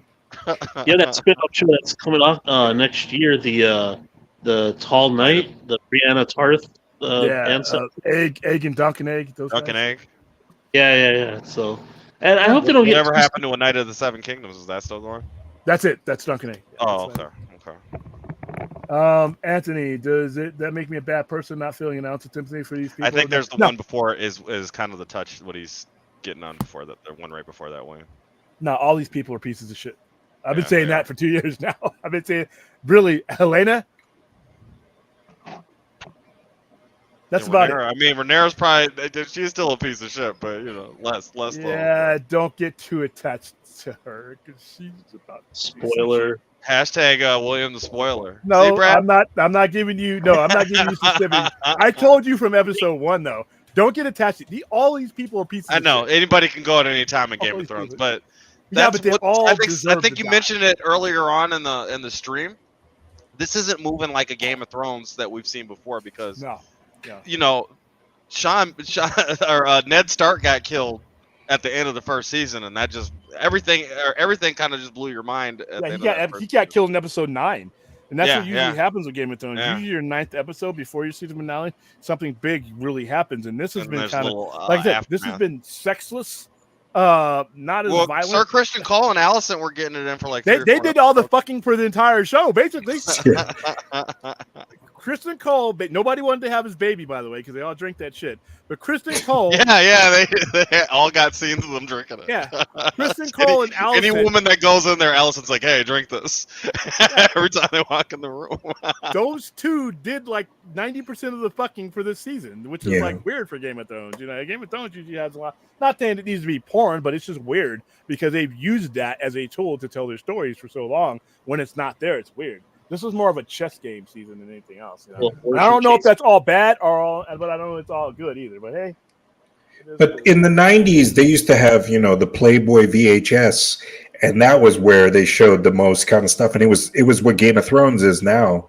They're talking about those sorcery and those Playboy VHSs. That was because back then they didn't have the internet as much as it was crazy now, where you could watch everything. But when you're doing a Hollywood scene, everyone lies and says, "Oh, it's awkward" or "it's this," but really, what they are like is like, "Please don't fuck up our show and fall in love," and then be getting angry at each other, or being egos. Like if they want everybody to just be like, "We're doing a scene, be professional," and don't be like, "Oh my God, now he's my boyfriend or now he's my husband and now we got to do this and I don't want him." Brother and I hate that shit. Oh no, I know that, but like if those two actors were really dating right now, like Zendaya and Tom Holland, it'd be like, you're never gonna get another scene with another woman because she's good. The woman will say, "Oh no, I don't want him doing a scene with her. He could just do it with me," which is why Peter Parker is so pussy. Like he's like as a pussy now because he can't even get Black Cat or any other girl. He's got to be with Zendaya all the time. Well, and I'm always like, I don't know, man. I think when they do cast Felicia Hardy, he's got Gwen Stacy, Felicia Hardy, Betty Brant. He got girls, man. What are you talking about? And Zendaya is going to be like, no, I'm just going to be. We'll get married. In this movie. Zendaya's in her underwear on Euphoria. She's not Al Gaib's girlfriend now. She's not worried about it. She's hanging around with Paul Atreides these days, man. It's a job. No, if you're professional, but you do catch feelings because you're spending 13 hours, and those scenes can take like 2 hours, 3 hours, you're like, you know what? I'm thinking Just did about that this. freeway with the tennis movie. Yeah, but you know the thing about that guys at once in that movie. the thing about that is those guys probably were like, this is awkward because he's dating Tom Holland because it's What a do you think guy. Tom Holland was thinking when she was on Euphoria? If you're about to basing say, it all man, on that, she's like- But wasn't she on Euphoria before she was with Tom Holland? No, I don't know. She wasn't? They're all. They were already dating? I don't know the whole relationship. Yeah, I'm just saying. No, but that's, you know, if she does a scene, you know, it's like they went over that scene like everything, like you're gonna do this, you can't do anything spontaneous, you can't, and he could show up to set, like she's probably like, women have more power and control in the sex scene, but guys, it's just fun. It's like, this is amazing. Like I get to do a sex scene with, you know, Angelina Jolie. Holy shit! You know, like this could turn into a relationship for the next 10 years. But I think most of them are a little bit. They're more professional with that. But if Tom Holland showed up to a scene having problems with his girlfriend's sex scenes, that would be the last. Tom Holland had a whole different sex scene earlier this year or last year, at the end of last year. Oh yeah, he was with the what was the movie? The one where he does the gay scene, the gay scenes or whatever. Yeah, it's a job. It's a job. It's a job, like William said. So I don't think it's as deep as you as you might be making it. But maybe no. But in Harry Potter, what's his name? Like what is the name? Daniel Radcliffe and Emma Watson really were horny for each other, but they were like, no, we can never let you two. They even tried to make them do a kissing scene in that what was it, where she sees a vision or something and they're kissing, and that wasn't in the books, but they were like, they really liked each other, but they were like, oh no, we can't really have them fall in love because he's already promised to be with Ron's daughter, and you know, they really like each other. Obviously, they're two young, attractive people, you know. There's one more person that has more control in the sex scene, and that's called the director. Oh no, but I was actually watching that Johnny Depp Amber Heard wannabe movie, and you're absolutely right. At one point they were kissing and they're like, all right, cut, and they kept kissing, and that was the thing that was what got him totally hooked on her, was he was like, damn, I'm out here, I know we're both have a relationship, but we're spending hours together and you're attractive, I'm attractive. So, you know, that happens all the time in Hollywood, and also the 90-day divorces afterwards. Yeah. I think it really just comes down to if you're an actor, you should just be like, let's just be professional. Like whatever happens, since we're worth so much money anyway. Like this isn't like a normal relationship on the street. Like we're getting paparazzi are coming after us. We get famous. Like I think like what they talk about a lot of it, where it's like the faithfulness. I don't understand how they could just say it's being faithful. Like unless you have a wife and kids, then it's like, okay, no, dude, you're not doing any scenes, you're not doing shit. But if it's like, I'm just kind of with someone, you know, like if Rhaenyra, what's the actress's name? If they put me in a scene and they're like, hey, you have to make out with her, I'd be like, damn, I really want to. She's hot. But if she's like, no, I have a husband, I'm like, okay, well, fuck that. Let's hurry up and do this. And like, you probably would never make it onto a set because that would get around. You probably wouldn't. Anyway, hey, Clara, the Clever cast. Everyone is pretty awful when you remember all these innocent villains and kingdoms of people who are being thrown into the dragon pit. Yeah, and it gets worse next season because it's let's just say, and they were hinting at it tonight. The kind of collateral damage that's going to happen is what really drives this home. It should have got bad this season. Yeah, I thought you should have had at least one more episode to move into King's Landing. I really thought that's where this would end up. Instead, it was them prepping for what's about to happen, and now you're going to make me wait a year. I really didn't. I listen. I'm a pace guy when it comes to what I like and entertains me. Most of the time, this is the first time where Game of Thrones pacing let me down. Not the quality of it, but the pacing, because you could have got to a lot of things quicker. Or, like I said, if you couldn't pace it enough for 8 episodes, give me 9, give me 10, give me exactly the same episode you gave me last week. But yeah, I do agree with you here. Yeah. We'll do season all war. Yeah. What did you think? Have you seen the episode yet, Fourth? Have you caught up to the season or no? Honestly, I've knocked out twice. One on this episode and the last episode.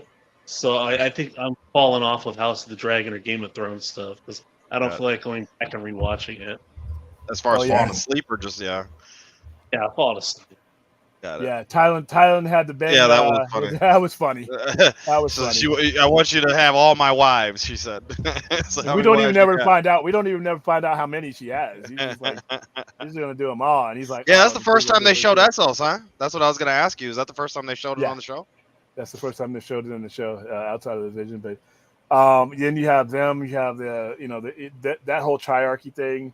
That's going to get violent. This is going to be a pretty violent when we get around to season 3. The first, I mean, it should open up with fire and blood, bam, right But there. you shouldn't have to get around to it being violent. Not when you're everybody's talking been about a saying, civil like, war, yeah. Yeah, but everybody's been saying there should have been something, maybe an initial attack or something by the end of the season to get things rolling. They'll find a way to skirt around it. Yeah, they're going to talk about how they could try to avoid it, yet can't do that again and again. Well, yeah. And now It's they both weird. know. Now Damon and they both know that there's no, like she said, I'm in my cage. This is my cage. There's nothing she can do. She wants to fulfill the prophecy, and now that because remember, she's only been told the prophecy by Viserys. Damon saw the prophecy. He saw his own death.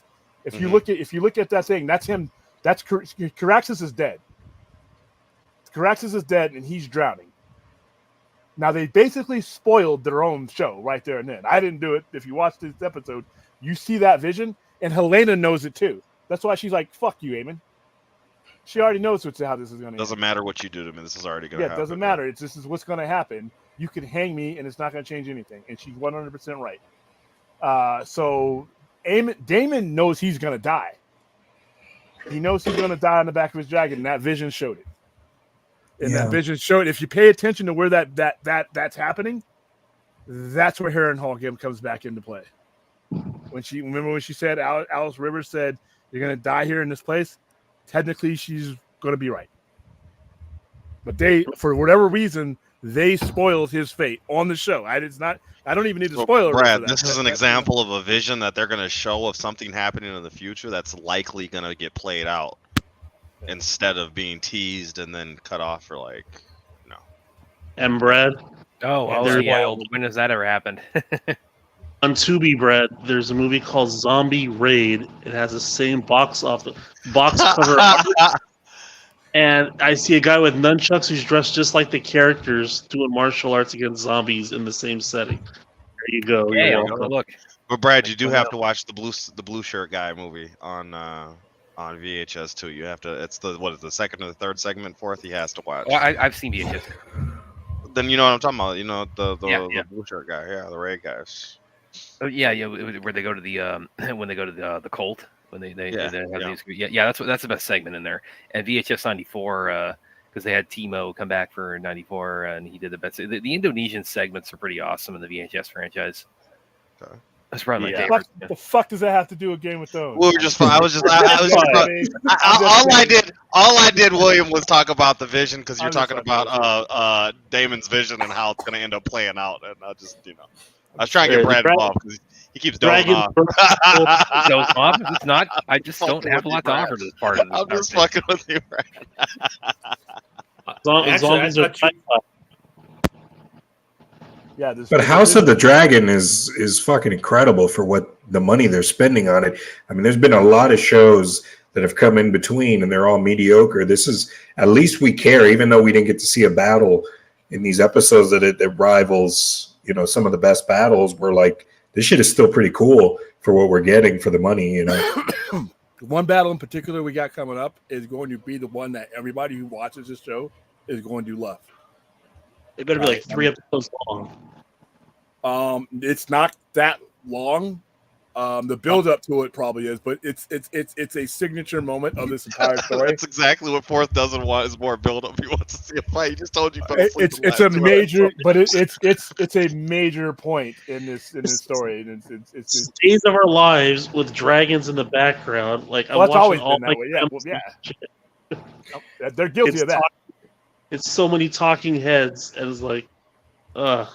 Yeah, but you know what? Like I said, when it's more cerebral. But remember, Game of Thrones, the first 8 episodes of Game of Thrones weren't the most. They were the place setting too. There was a lot of talking, a lot of whispering going on.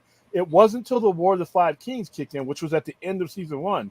Ned loses his head, and then everybody aligns themselves and that's when you begin the War of the Five Kings. And then season 2, you're in it, and you're in it for the next few seasons. It just got progressively violent. But I'll say it crescendoed when you had the Westeros Avengers going up against the Ice Walkers. Except for nobody died in that fight, even though they're getting tackled by zombies and all this other talking shit. about? Oh my god! A whole bunch of people died in that fight, man. No, nobody important died in the whole fucking Game of Thrones. People important die all the time. Fucking what was fucking Jon Snow's older brother? He died when he was on the march. You know, the Red Wedding happened. We all this cool shit, and then we get to the last battle, and all the important people are getting fucking ankles chewed by zombies, and they're just fine until the fucking end. Then we find out Brand's the internet, and it's all fucking good. So that fucking ending's trash. Well, no, but the Battle of Winterfell was not. That was pretty cool. Yeah, it was. That was a cool fight. Episode of the show. Come on, man. I'm not gonna sit there and pretend that what happened didn't happen. You guys got the nostalgia glasses going on. No. After episode 3, you're 100% right. But that Battle of Winterfell, when the Dothraki went in there with their torches and all that shit. Yeah. I'm not as impressed. My favorite fight on the show is when they had the battle on the wall. That was probably my favorite. Wow, fight. You like that one better than the Battle of the Bastards? The battle on the wall was the Battle shit. of the Bastards was and awesome. Battle of the Bastards was the shit too. But I do like the Battle on the Wall. But Battle of the Bastards was the shit too. I love Battle of the Bastards. I love that guy. I love that guy that was the bastard. I forgot his name. Iwan Rayon. What's his character name? The one that has the dogs. Ramsey. Yeah, he should play the Joker or something. He was great. He's an amazing actor. He played the villain on Inhumans. What's the main bad guy in Inhumans? He did such an amazing. He's so amazing. You know how everybody hates the Inhumans, right, William? So nobody knows their fucking names. But what's his fucking name? He wasn't a villain though. If they ever do a Joker somehow in something for a TV show or something, put him, because he just, I was looking at him like I can agree with how he's so brutal and like cannibalistic and evil, and I was like, it makes sense because he's at least with him it was like, oh, it's like seeing someone evil and not just someone pretending to be evil. You know what I mean? Like a poser. Like, there's a lot of poser villains that are like, well, I got to be bad just because, I have a scar or some bullshit. But him, I was like, I didn't want his character to die. I was like, damn, I wanted his fucking character. I didn't. I was like, please keep going and rule the kingdoms. He uses dogs on people. That shit's cool. He's like, let me just fuck you. You're coming to my country. He made Theon who Theon is, right?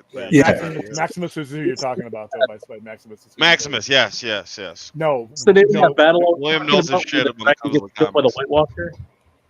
What's that? What was the battle? Name of the battle that I was talking about, where the dragon gets killed by the White Walker and the whole ice setting? That was the Battle Beyond the Wall. That was Beyond the Wall. As an episode, it's called Beyond the Wall. Hard Home. No. Hardhome was when Hardhome was when he brings them all back to life. Mm-hmm. That famous scene where the Night King, where they pull the dragon out of the fucking that's out of the lake with Beyond chains the Wall. Somehow. That's after. That's the next season. Okay. That's Beyond the Wall. Dragon died. That was my favorite one. I call that one the Westeros Avengers.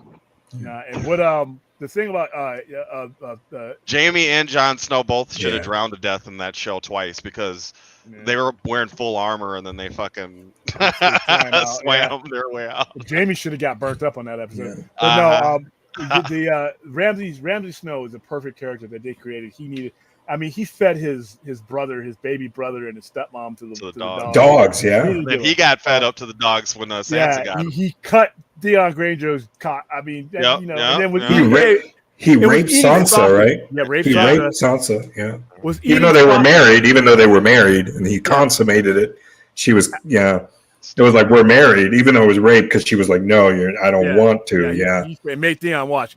After he cut Theon's thing off, when Theon wakes up out of his coma, he's eating a big thing of sausage and like, oh, what do you think I am, a monster? I mean, he's just was. He's the evil bastard. He's an evil bastard. He's played other characters, but that will be one of the characters that people look at. He said people come up to the street just like Joffrey, Jack Gleason's character, and they just curse at him because they like. Oh wow! It's so serious. Yeah. He was the kid on Batman Begins that wanted evidence that he met Batman. No, Joffrey. Yep. But when he kills his own father. I mean, this dude was an unhinged psychopath.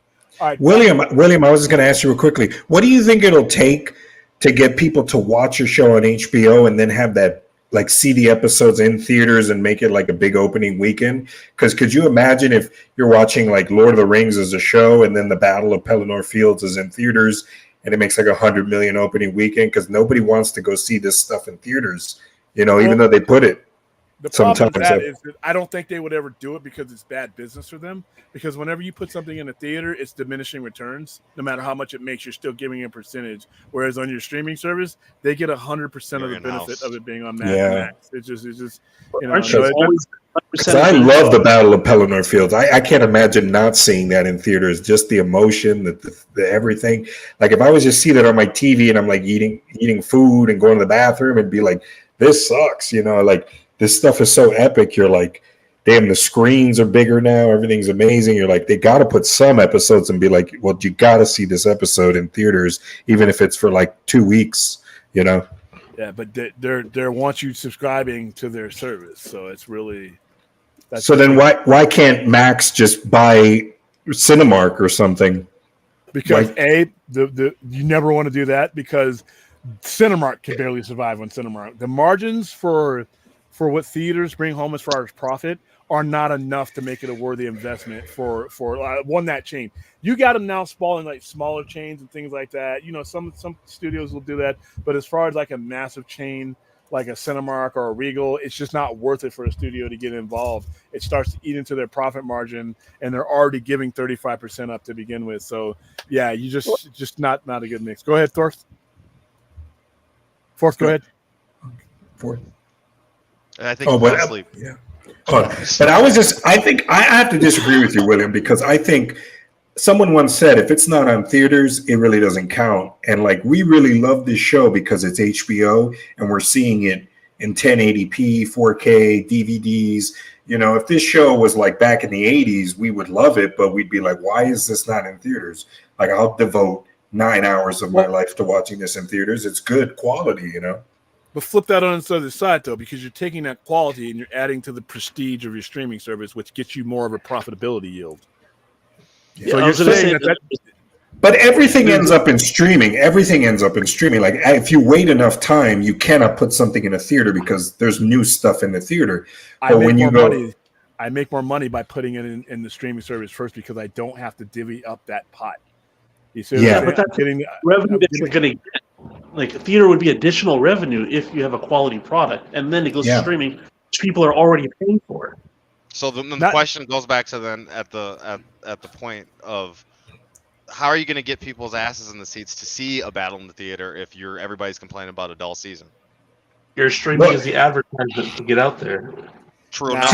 Again, you look at this season that everybody's been saying is dull, and how is that going to motivate anybody to go to the theater or watch? You just got to have a really good filmmaker, because imagine if you're seeing a show called Alien, and then you're James Cameron going, yeah, but the real thing I have is Aliens, and I'm going to put that in a theater right after this season. So you're seeing Alien 1, and it's like, oh, it's just they're in a ship, and it's coming out the chest, and you're like, oh shit, did you see the one in theaters? It was Aliens. That shit was crazy. It'd be if you could know that it's in theaters and it's a different beast, it could work. I think there's no amount of money volume wise that you would be able to counter having. If you get your subscription service up to 75-80 million, then that's negligible. I mean, that prestige is keeping people hooked on that. I mean, it doesn't need to be anywhere else. They're not going to why put it somewhere else where they have to pay distribution, or they have to be involved in distribution. They have to give up 35%. They have to promote it for that brick and mortar theater. So you're losing up to 48% of your money for no reason when you can get all of it on your service. Yeah. It wouldn't be. Let's say like the final season of the climactic battle of the boys, right? You spend all that time watching the show, and the final battle you want to see is theater worthy. They make it and design it that way. You have all the advertisement from when you're having the biggest shows on Amazon. Your investment is definitely going to bring in a return, because at least if you get in the majority of that audience plus curious people hear about it, then you all go to watch it. Why would Amazon do that? That's not Amazon's goal. Amazon that's not where they make their money. They make their money in getting you to that site and keeping you there. It's a hypothetical. No, but I'm saying everybody has a different goal. See, you have to understand the different goals of these streaming services. If their goal is to get you somewhere and keep you there, then the theater doesn't matter as much to them as it may mean to you and me. And Amazon, The Boys is like I said, that would be the worst. Netflix is another poor example. Their goal is to get you onto their services and keep you there. There's nothing in it for them to do that, to put that in a theater, to do a hybrid thing like that. There's no advantage for them to do that. You're actually devaluing your streaming service. You never want to send someone somewhere else to see what you have on your streaming service. Not on a regular basis. Property that they're familiar with from the streaming service, they're coming back if you're doing something else. Yeah, but they're going to come back anyway. There's not one person that's not coming back for The Boys. There's not one person that's not coming back for The Boys. So why would I spread my? Oh yeah, but that's not funny, dude. But I guess. Well, I think like Halo failed because. Hold on. What did you say? Who did you say? Andre's not coming back. Oh no, I thought you said something. That's not funny. No, but I think Halo failed because now there's Screen X, and I'm like, could you imagine if they took the rig that they used in Bad Boys for the gun, and the new Bad Boys, and they put that with Halo, and you're just seeing a whole movie. The gun, and you're like, damn, they made this whole outdoor episode of Master Chief kicking ass, and you go, okay, well now the movie's over. You can go home and watch all the politics shit. But you're like, man, when I went to the theater, it was like people were going crazy. He jumped on a ghost. Then the Banshee comes, and there was snipers, and people would be like, you can't get that experience at home because someone will spoil it if you miss it. You'll be like, oh, I missed it, and now it's already in some text. Whereas if it's a movie, you're like, no, I'm standing in line, and you don't even have to stand in line anymore. You just go straight to your seat. Everything is like, it's so much cooler. So Omega. Marvel did that. We were just making fun of the Inhumans just a few minutes ago. They did that with the Inhuman show. They made the first 2 or 3 episodes a movie in the theater you could go watch. Yeah, Lord of the Rings did it. The Rings of Power did it. But I think the problem with that is you can't just say, oh, just come see 3 episodes and that 3 episodes equals a movie. No, it has to be Return of the King. You have to literally be like, it's Return of the King. And you don't split that up as a 1 hour, 2 hour, 3 hour. Like, no, it's Return of the King, dude. You're seeing Gollum and everything, There's a religious show that was doing very well in theaters. It's 6 episodes total, and they gave you 3 episodes per viewing, and it did really, really well. I don't know the name of it, but it was the first time I actually heard of them doing streaming in movies, and it was a sold-out thing. But if it's not my goal, if that's not where I'm getting my finances from, if that's not part of my business model, why would I do it at all? Because your goal is money. Because your goal's money. But Amazon's going to make their money doing it their way. They want they want the pots, they want the pans being sold. That's the whole reason that their entertainment exists. Their entertainment division exists. Their motion exists to get you on Amazon.com and Amazon Prime. That is all their primary. All those movies are already there. Now you have plus more revenue if you do an event. People the reason why you go to Marvel movies because they're events. They're barely movies. They're events. My main vessel is the one that I'm getting 100% of the revenue from. Fuck that. I'm not giving anybody my money. Here's the thing, though. That revenue's not leaving. People aren't unsubscribing to go to the movie. Well, here's what you do to that, William. You play the long game. You make it super popular to do that, and then you make your own theater later, and you set it up. Because remember, we wouldn't even have IMAX if it wasn't for Dark Knight giving us the IMAX camera. There was already IMAX, but it was for Everest and other shit. And Nolan said, no, we got to put Heath Ledger and Batman and IMAX, and then everything became IMAX. And now we're going to even more screens and different things that you can do. So you just have, like, now Dark Knight would totally go back to IMAX, and people would probably not pay as much, but they'd be like, oh, I want to see Dark Knight in IMAX. I want to see it in the Sphere. I want to see, like, people will want to go see it because they're like, you can always just you can always get your phone and be like, okay, I'm on my phone watching it. But seeing it with an audience, like they did with Deadpool and Wolverine at Hall H, you're like, holy shit, this is everybody that you want to see the movie with, fans. If no one's in the theater, then you wasted your time. You're like, oh, I came here and it's like just me in the theater. But when you're like, no, there's like, this shit is sold out for like all day. Because that's how I saw Spider-Man in 2002. I went to see it 3 times. And I saw X-Men United, Pirates of the Caribbean. I was like, this shit is awesome with the fans. And I feel like now you're like, hey, I'll just watch it, and you can learn about it on a YouTube video. People in YouTube videos tell you the whole movie in 2 seconds, and you're like, hey, I saw it. It's cooler when you, yeah. I wouldn't say that all that like buying a theater is necessary. Is that William Sands talking? You have guaranteed audience built in. It's low risk. Make a movie, be a rock star, collect some extra revenue on it, and then go back to your streaming. But I understand what William you're saying is that if it was your money, you're like, why would I want to give $70 million of my money to Sony when I'm HBO? But I think it's like sometimes, isn't it? You have to lose money for the long haul of like, well, now everybody goes to theater to know that that's the episode they put in theaters, the big event. And once you set that up, everybody's like, holy shit, Halo is having like this big ass movie. So they're going to spend what would cost in 3 episodes. They're doing it in 1 movie, and you get to see it with everybody. And then you really don't have to worry about like, oh, this was a filler episode. This was a filler episode. This is because they're saving money for the one event. I just don't see the math working in their favor, and even if it did, it wouldn't work in their favor enough for this to be worth it. Now, every movie is going to be different. You're going to have some movies that are going to be designed for the cinema. That's just the way that works. But you're going to have some things that are designed for the purpose to keep people on or to get people on the service. And if that is the main goal, it doesn't matter how much money they spend on it. Stranger Things costs a lot of money. Stranger Things episodes cost more than some movies in period. Yeah. But we're not putting Stranger Things, wide release in the theaters, because the entire endeavor is to get you onto that streaming service and get you locked in to that culture. I'm talking about making a specific, not like just putting the streaming. I know there was an example I used where they put that religious thing in theaters. I'm talking about a dedicated movie only in theaters for like a climactic episode, a finale designed for theatrical release only. Yeah. That the show builds up to. That way you have a mitigated risk. Oh, I would be pissed as a customer.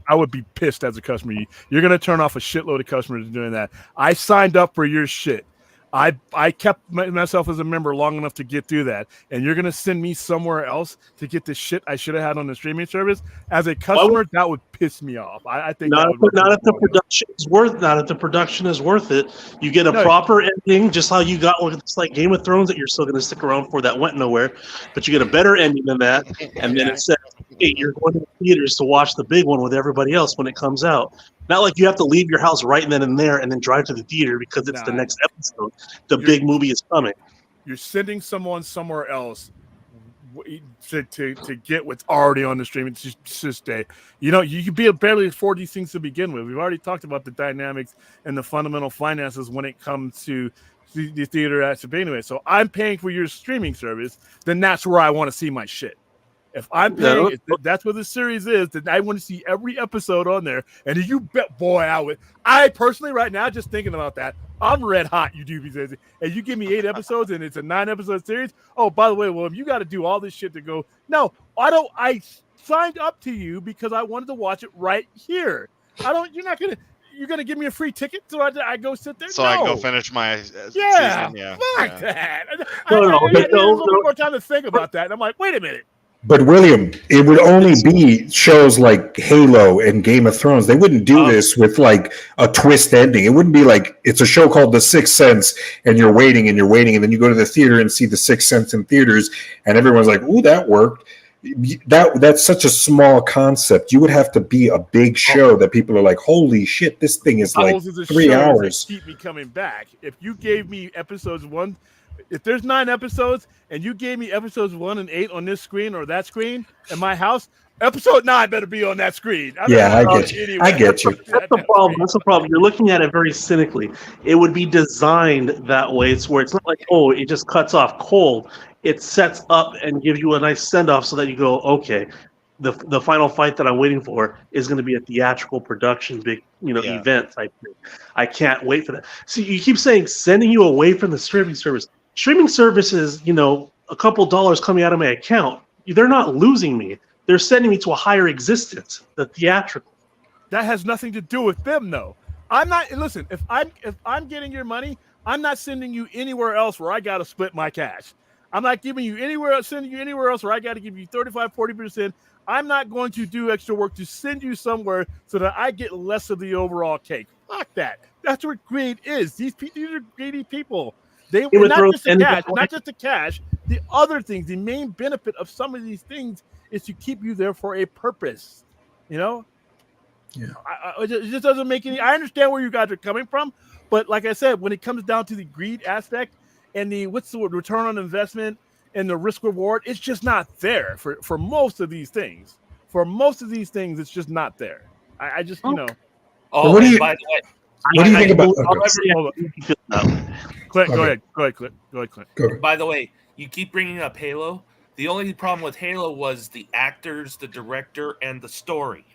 Oh no, hey, I didn't even Halo look. was a dumpster Basically fire everything. of a series.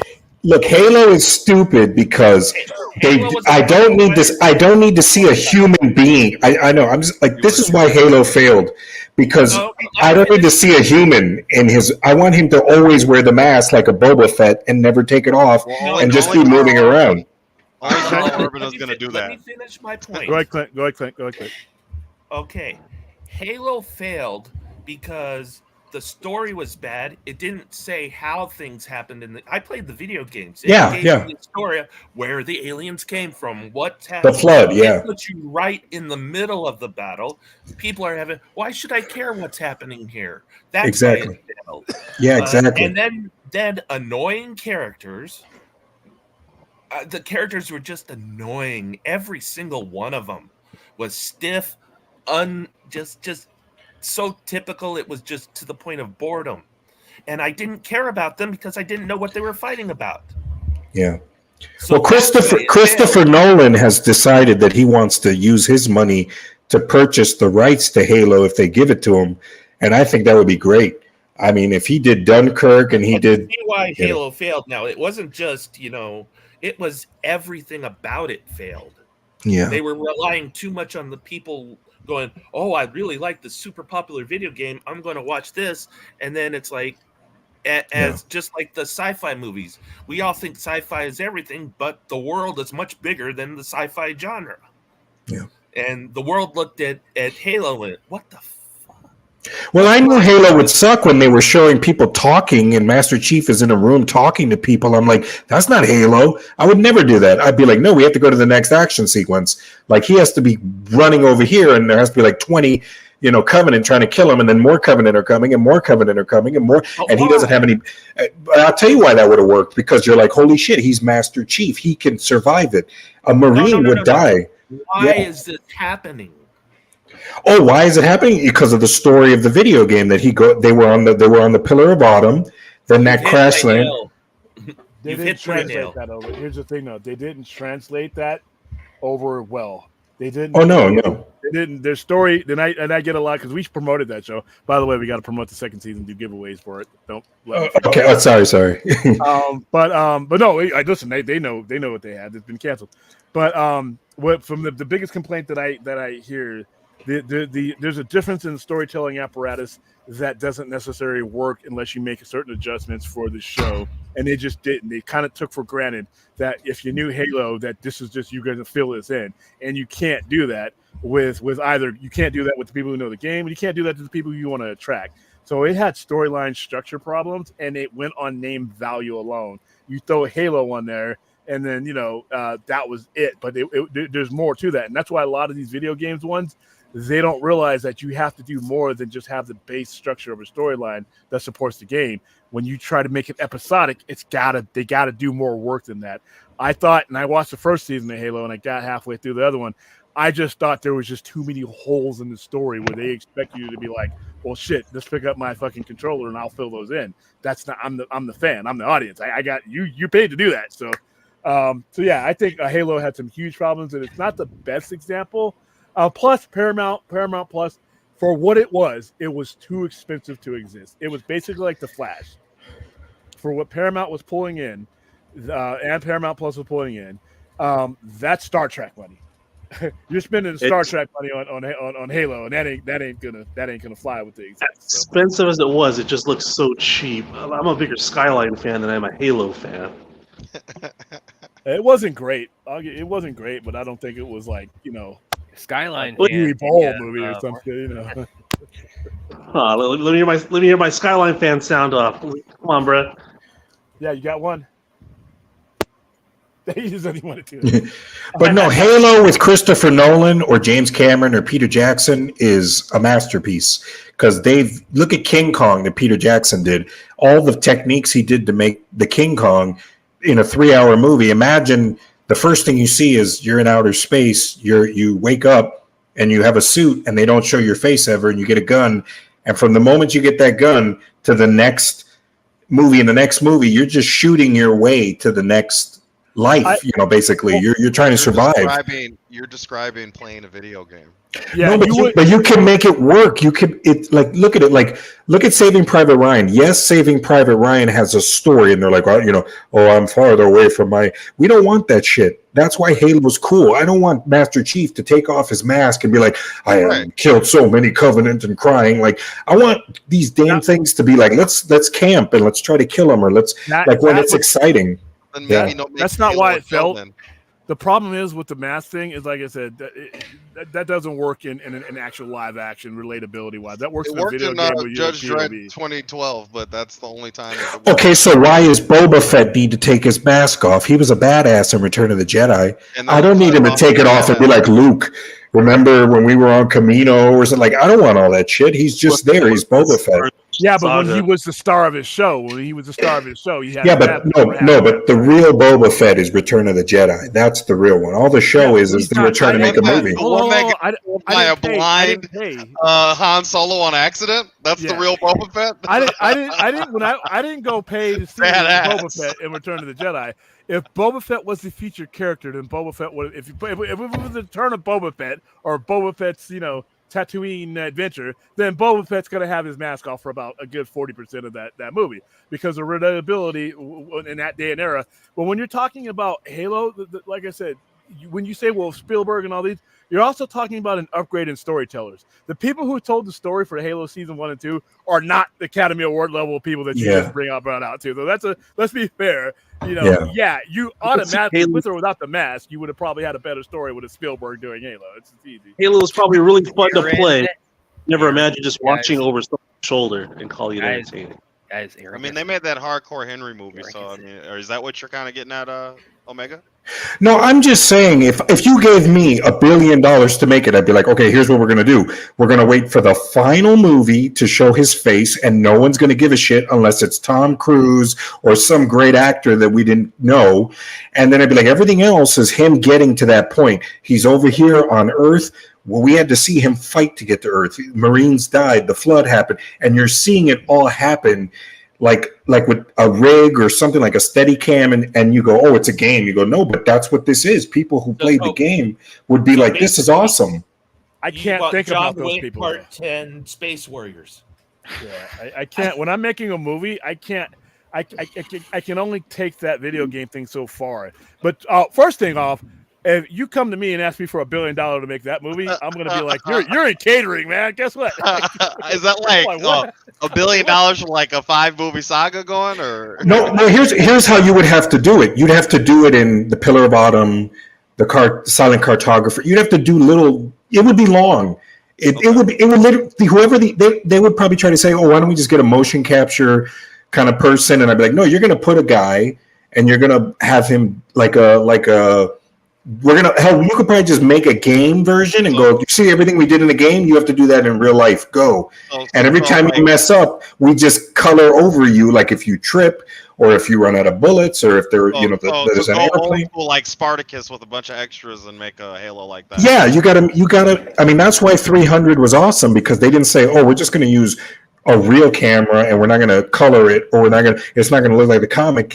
Zack Snyder had a visual reality of doing it like Sin City, and they said, do it like that. I want it to feel like that, and it works. Halo never felt like Halo to me. It always felt like, okay, why is that Covenant look so stupid?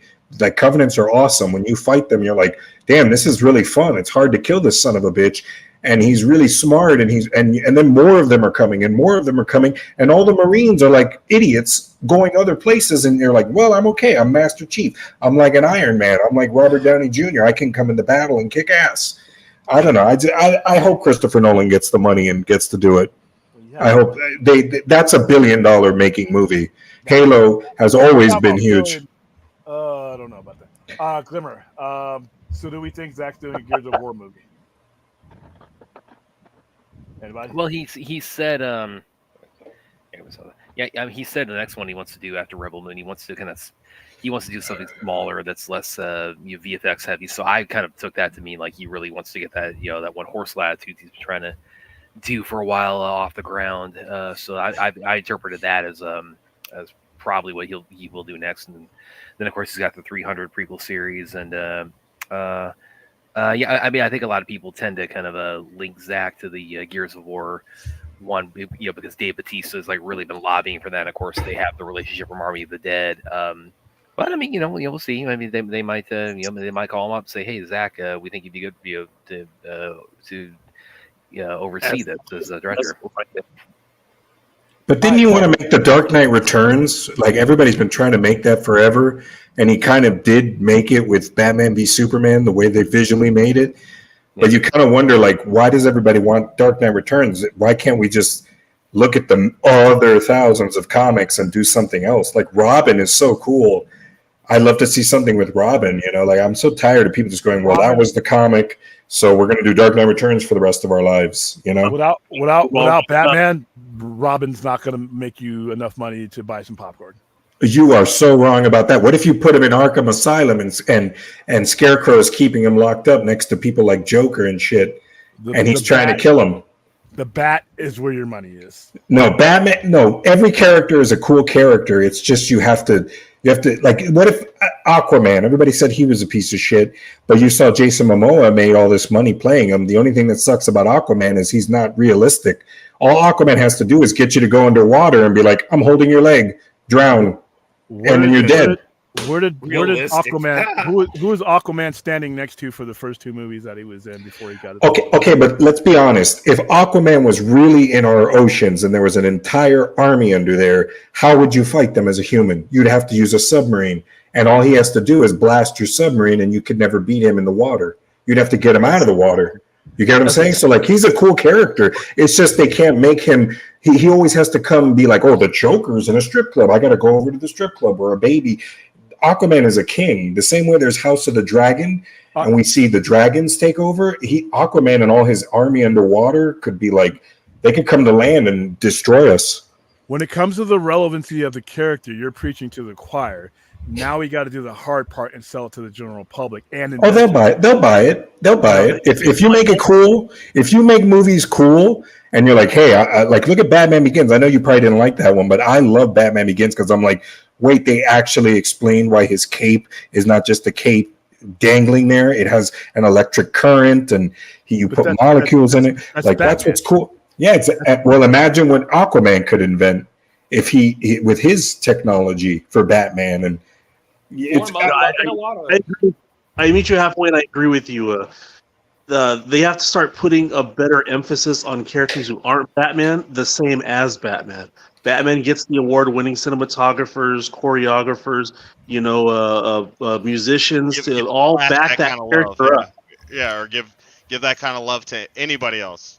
Green Arrow. Yeah, they don't. Right. Yeah, but they have to actually just put the faith in them and treat them like Batman. Mm-hmm. But the reason we love Batman is because he's human. He doesn't have any powers. So everybody in that Justice League could kill him at any second, but he's I can beat you once I get your powers off. Like, you think you're so cool, but I can get your powers. Black Widow or something. But I think the point that Forth is making is not whether or not Batman's a human. It's how much care is the studio or the company putting into the character to get them to the point where they're as popular as a Batman. Well, do they read the comics? Because many of them don't. That's most of the people who will see these movies will never read the comics. You keep going within the story. Yeah, you keep going within the story about what's cool about Batman. I'm saying on the outside, the production surrounding Batman. Oh, yeah. It's the prestige production, while all these other people don't get the cool cinematographer, choreographers. They don't get a Hans Zimmer to back the score and stuff like that. So you love it as much as Batman. Treated them that way, a chance at least. Well, number one reason I hate Shazam is because it makes the sacrifice of Jonathan Kent look stupid. because he was saying our world is going to be terrible, where if you believe in Jesus, there's a Superman now. But then you see Shazam and he's like, hey, I'm on YouTube. Look at me. I have all this God power. And you don't even get a reaction across the world. It was stupid. It was just like, well, it's a kid's movie.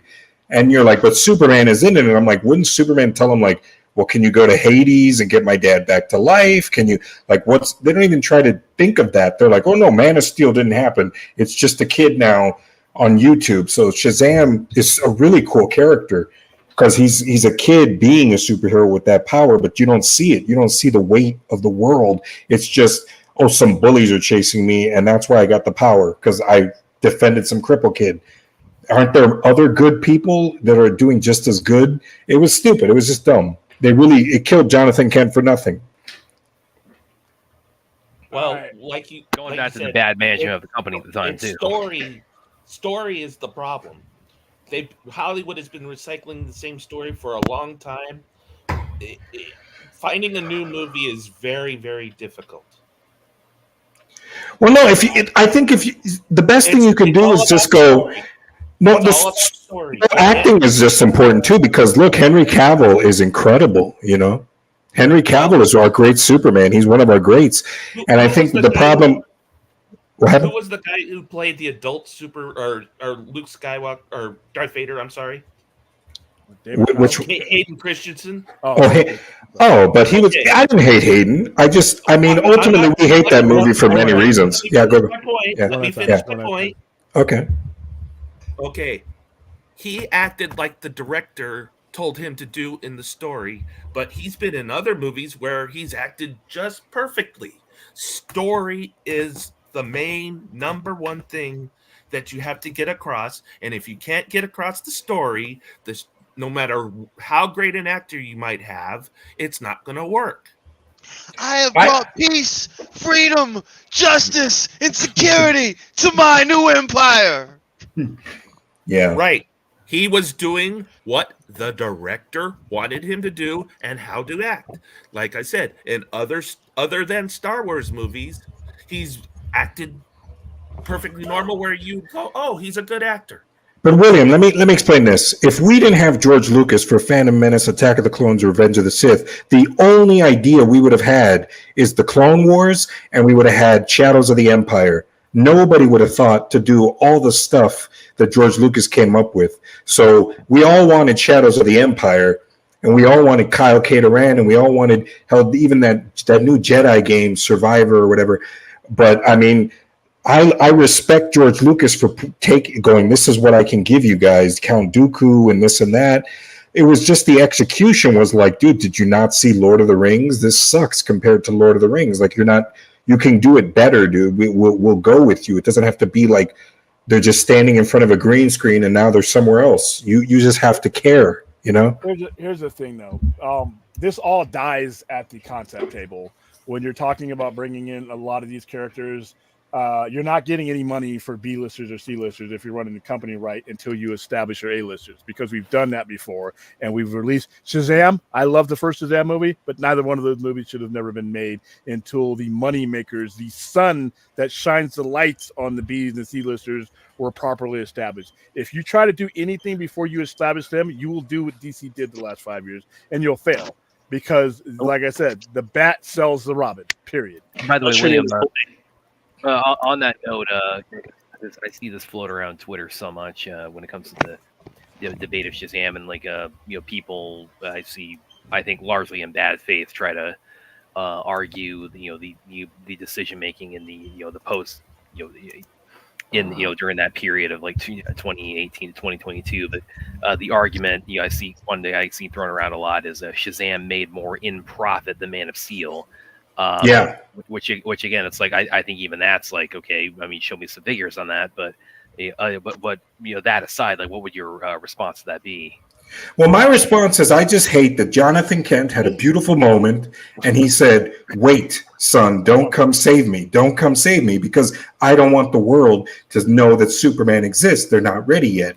They don't even look at that as a movie when they're making Shazam and go, hey, your dad died. There are gods. Maybe he's in the underworld. Let's do doing that is a better way of not just, I want him to come to my school because I'm a nerd. Like, that is the dumbest. Like, you're Shazam, dude. Everyone in China will be afraid of you. Everyone across the world. You get what I'm saying? Like, he's a superpower. That's why we look at Dr. Manhattan and Watchmen, and we're like, the whole world changes when you have this power. Yeah. At least because it was Man of Steel. Because it was Man of Steel. Yeah. To answer that question, all right. So you had a higher profit margin with Shazam. That means nothing in regards to the impact it had on your studio and the momentum that it had on your studio. The bottom line is volume wise, less customers saw Shazam than they did Man of Steel. Now, profit margin is something you can work around in the boardroom.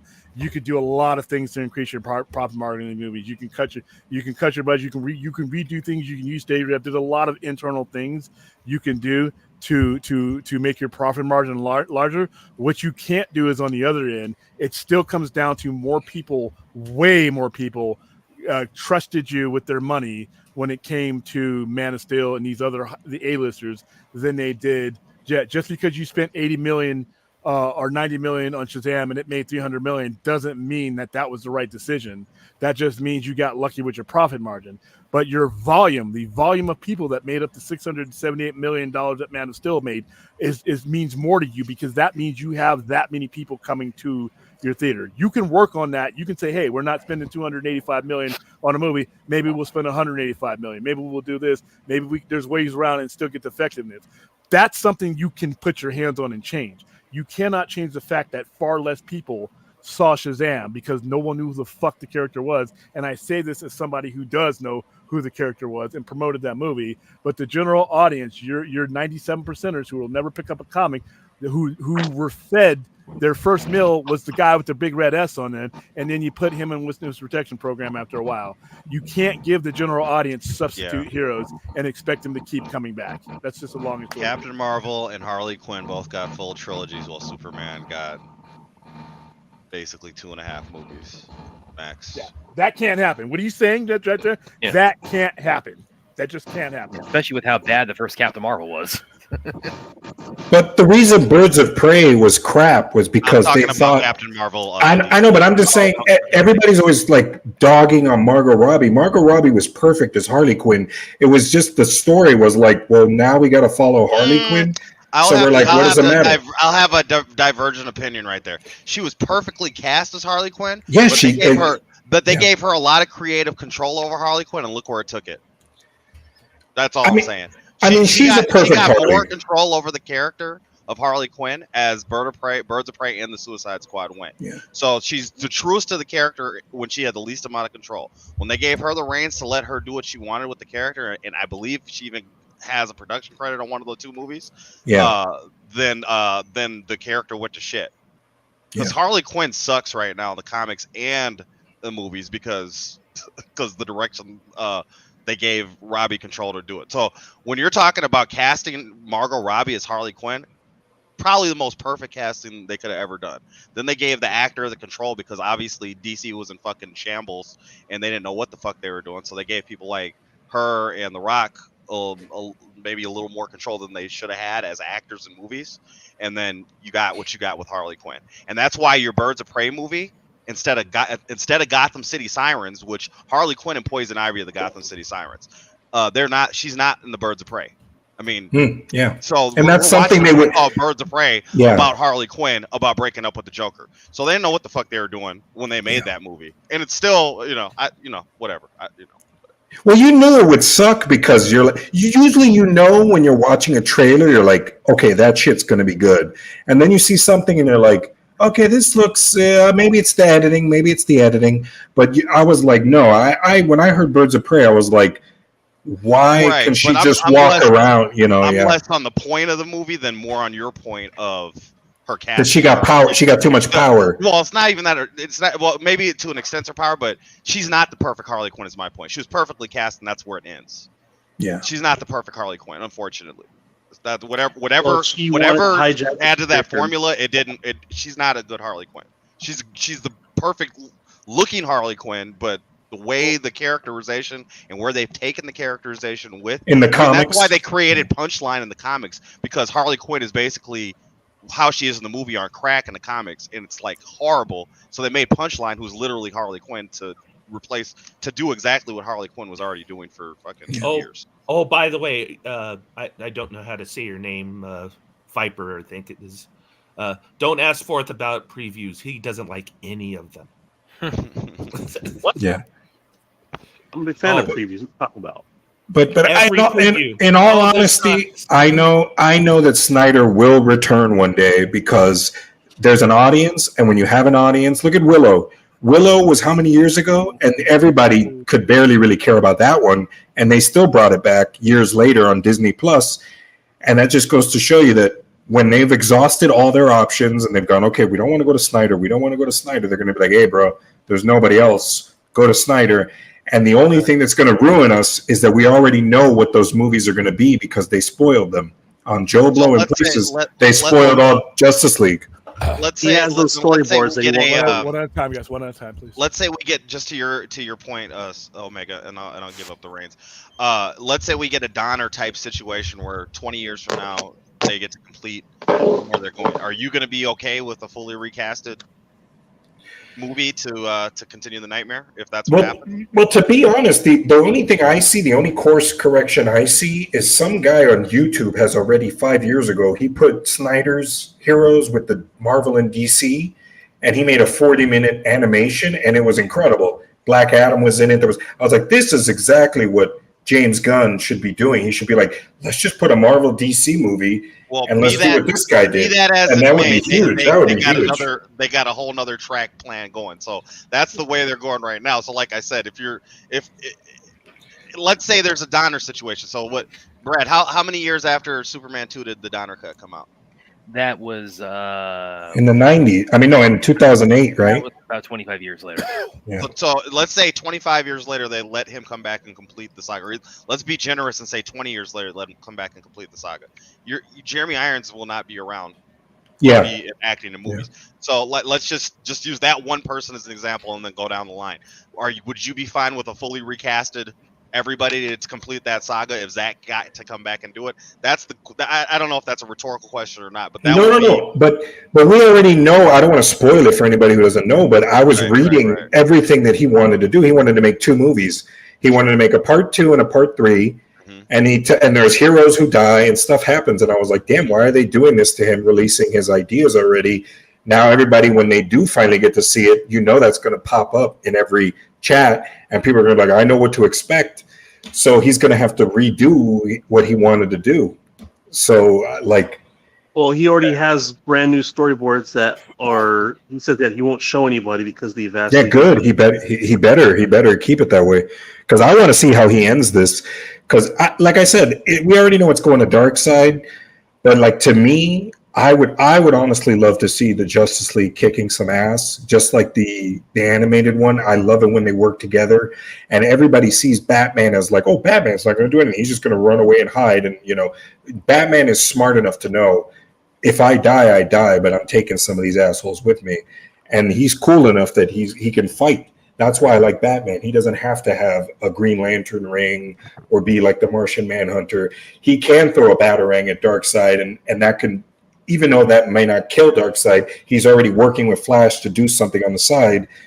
And, they just have to write these characters as we've seen them in animated and comic. And usually they're like, oh, well, he's Batman. I didn't like it when Doomsday fired at him and he just kind of went away. And then he's like, oh, shit, I have nothing to do here. I'm like, get it, go back to the Batcave. Be like, deal with this Superman. And him, And let me ask because that is kind of a loaded question when you're asking Spidey, and of course, obviously that's that was a little bit more specific a scenario if you're talking about like a 20-year, let's just do you see what I'm saying, Brad? Like if you're and that's going where we're already at, right? And then you move from here, right? Well, because I think at that point, then it's like a lot of your cast are definitely going to be a lot older at that point, so. Then it's like then you have the question of, okay, how much do we modify this to accommodate that time frame, or do we recast it? That is an interesting question. Well, and you as a self-described 5-movie artist, where would you kind of fall on that? I'd guess I'd have to accept it because I would like to see where the story would end, right? But I just use this as an example when I was talking to Omega there. But yeah, I mean, if you're gonna, they can use AI to make them look young. I'm sure in a couple of years it'll look younger. You know. Right. Well, whatever they do, I would be interested to see how that story would wrap up. I mean, at that point, if it was 25 years later, then even Williams' idea of getting the comic, by that point, I'd want something, right? If you have something, give me something, right? Just But give me. I think we're going to get something in some form, but do you kind of see where else that kind of leads to after the Donner cut, Brad? Yeah. But if you're talking about Brandon Wolf did favor Christopher Reeve, and that aesthetic did carry over. So yeah, there was an attempt to try to continue from Superman 2, and that's that was built off of the faith, good or bad, from the Donner cut, right? So which would have. I'm in agreement with you, William, but I'm just saying where their head was. That's all. That's all I'm saying. I agree with you. I don't think that movie shouldn't have a Superman movie where Superman doesn't throw a punch. That's just my opinion. When we have these cuts, we got to be real careful. Most of them are going to not work out. Well, except the Donner cut is actually better than the theatrical cut. I will say. No, it's not. Yes, it absolutely is. But I'm not even talking about the merits of how good or bad it is. I'm just using that example as a possible example or possible concurrent example here. Well, it's a lesser form of the theatrical movie. Well, that's just plain and simple. To answer your question, Spidey, too, because I think you're talking about like specifically like the time frame of like 20 years from now or 25. I think we're going to get something. Mm-hmm. Whether that's movie form, comic form. I'm trying to set my feelings aside when I was asking these questions. If we're like setting that like here's like where we are in 20, I think within that time frame something will be done with it. What form that takes and who's involved, it's like again that's that's more open to speculation and the conditions of the time of when you tackle that. If you're talking about like on the far end of that, $1,000 to sit there on an event and listen to him say what would have happened. Whatever they give you, it would be gold. So I'm sure. If Zack Snyder gets some huge success, then yeah, of course they'll be talking to him. If he has a Titanic tomorrow that gets 13 Oscars and he's huge, they'll be looking at him going. I guess you're gonna have to watch his Titanic attempt on Netflix this weekend. Oh, the Rebel Moon? Yeah. I've seen the PG-13s. I like them. I know the rated Rs I haven't seen because they're a little too long. But if I could have seen them in theaters for 6 hours, I would have drove and totally seen them with an audience. I would have loved to. Also, to your point, Omega, it's like what you talked about, like he has, and Forth also said he has the modified version, because we've seen like the white words that he put out, but there's also he has said there is a an updated version of that he has not released publicly, and that one thing I do kind of sort of center on is as long as we don't see that updated whiteboard, I think in some way that is him kind of giving the fan base a little bit of a spark of hope that you'll see this. Because it's like if he himself is writing it off that it's ever going to take any any concrete shape, then I think at that point he would probably say screw it, just put it out for us to see. But as long as we don't see that, I think that is an indicator that there is he may not say so publicly, but I think that is an indicator that he thinks that's whatever form it would take, that this story will be finished in in some form or fashion at some point. Yeah. Well, we know what the spoilers are. I'm not going to say them, but when I saw the spoilers, I was like, okay, well, how can I'm sure he was probably just thinking, well, it's never going to happen. I'll say it. But I think somebody should have told him, no, man, don't say anything. It's going to happen. It's going to happen. You got to just, like a Snyder fan should have just been like, shut up. In 20 years, we'll see Lois and Superman and Batman and Cyborg and Wonder Woman. And because Gal Gadot is still gorgeous and she looks exactly like she just started with Wonder Woman. She's still the same. She's beautiful. She's a perfect Wonder Woman. It's going to be impossible to recast her. Oh, no, in a heartbeat. You can recast her in a heartbeat. Who would you pick? You can recast anybody. I didn't know who the hell she was that much prior to her getting cast. You can. But she kind of owns the role now. Like nobody owns the role. She owns it. She owns it. It was Don't Judge Wonder Woman 1984, which was a great idea to have a wishing rock. I think that Williams was talking the business aspect that anybody can be replaced. One person owns a role. Always be ready to recast someone. Always be ready to recast someone for whatever reason. These roles were around before this person. Nobody owns a role. They may own the perception of a role from any given person's standpoint. But you cannot ever become stagnant. The one time that they made a mistake and they did that was with Black Panther. Chadwick Boseman, rest in peace, did not own the Black Panther's role. No, I agree. They could do Black Panther again. But I think the problem with making another Black Panther is then you wouldn't have got the movie that we got where she was crying and they had to do certain things. I didn't want that movie. I hated it. We hated it. We hated that. That was a funeral. I did not pay to see a funeral. I paid to see a Black Panther movie.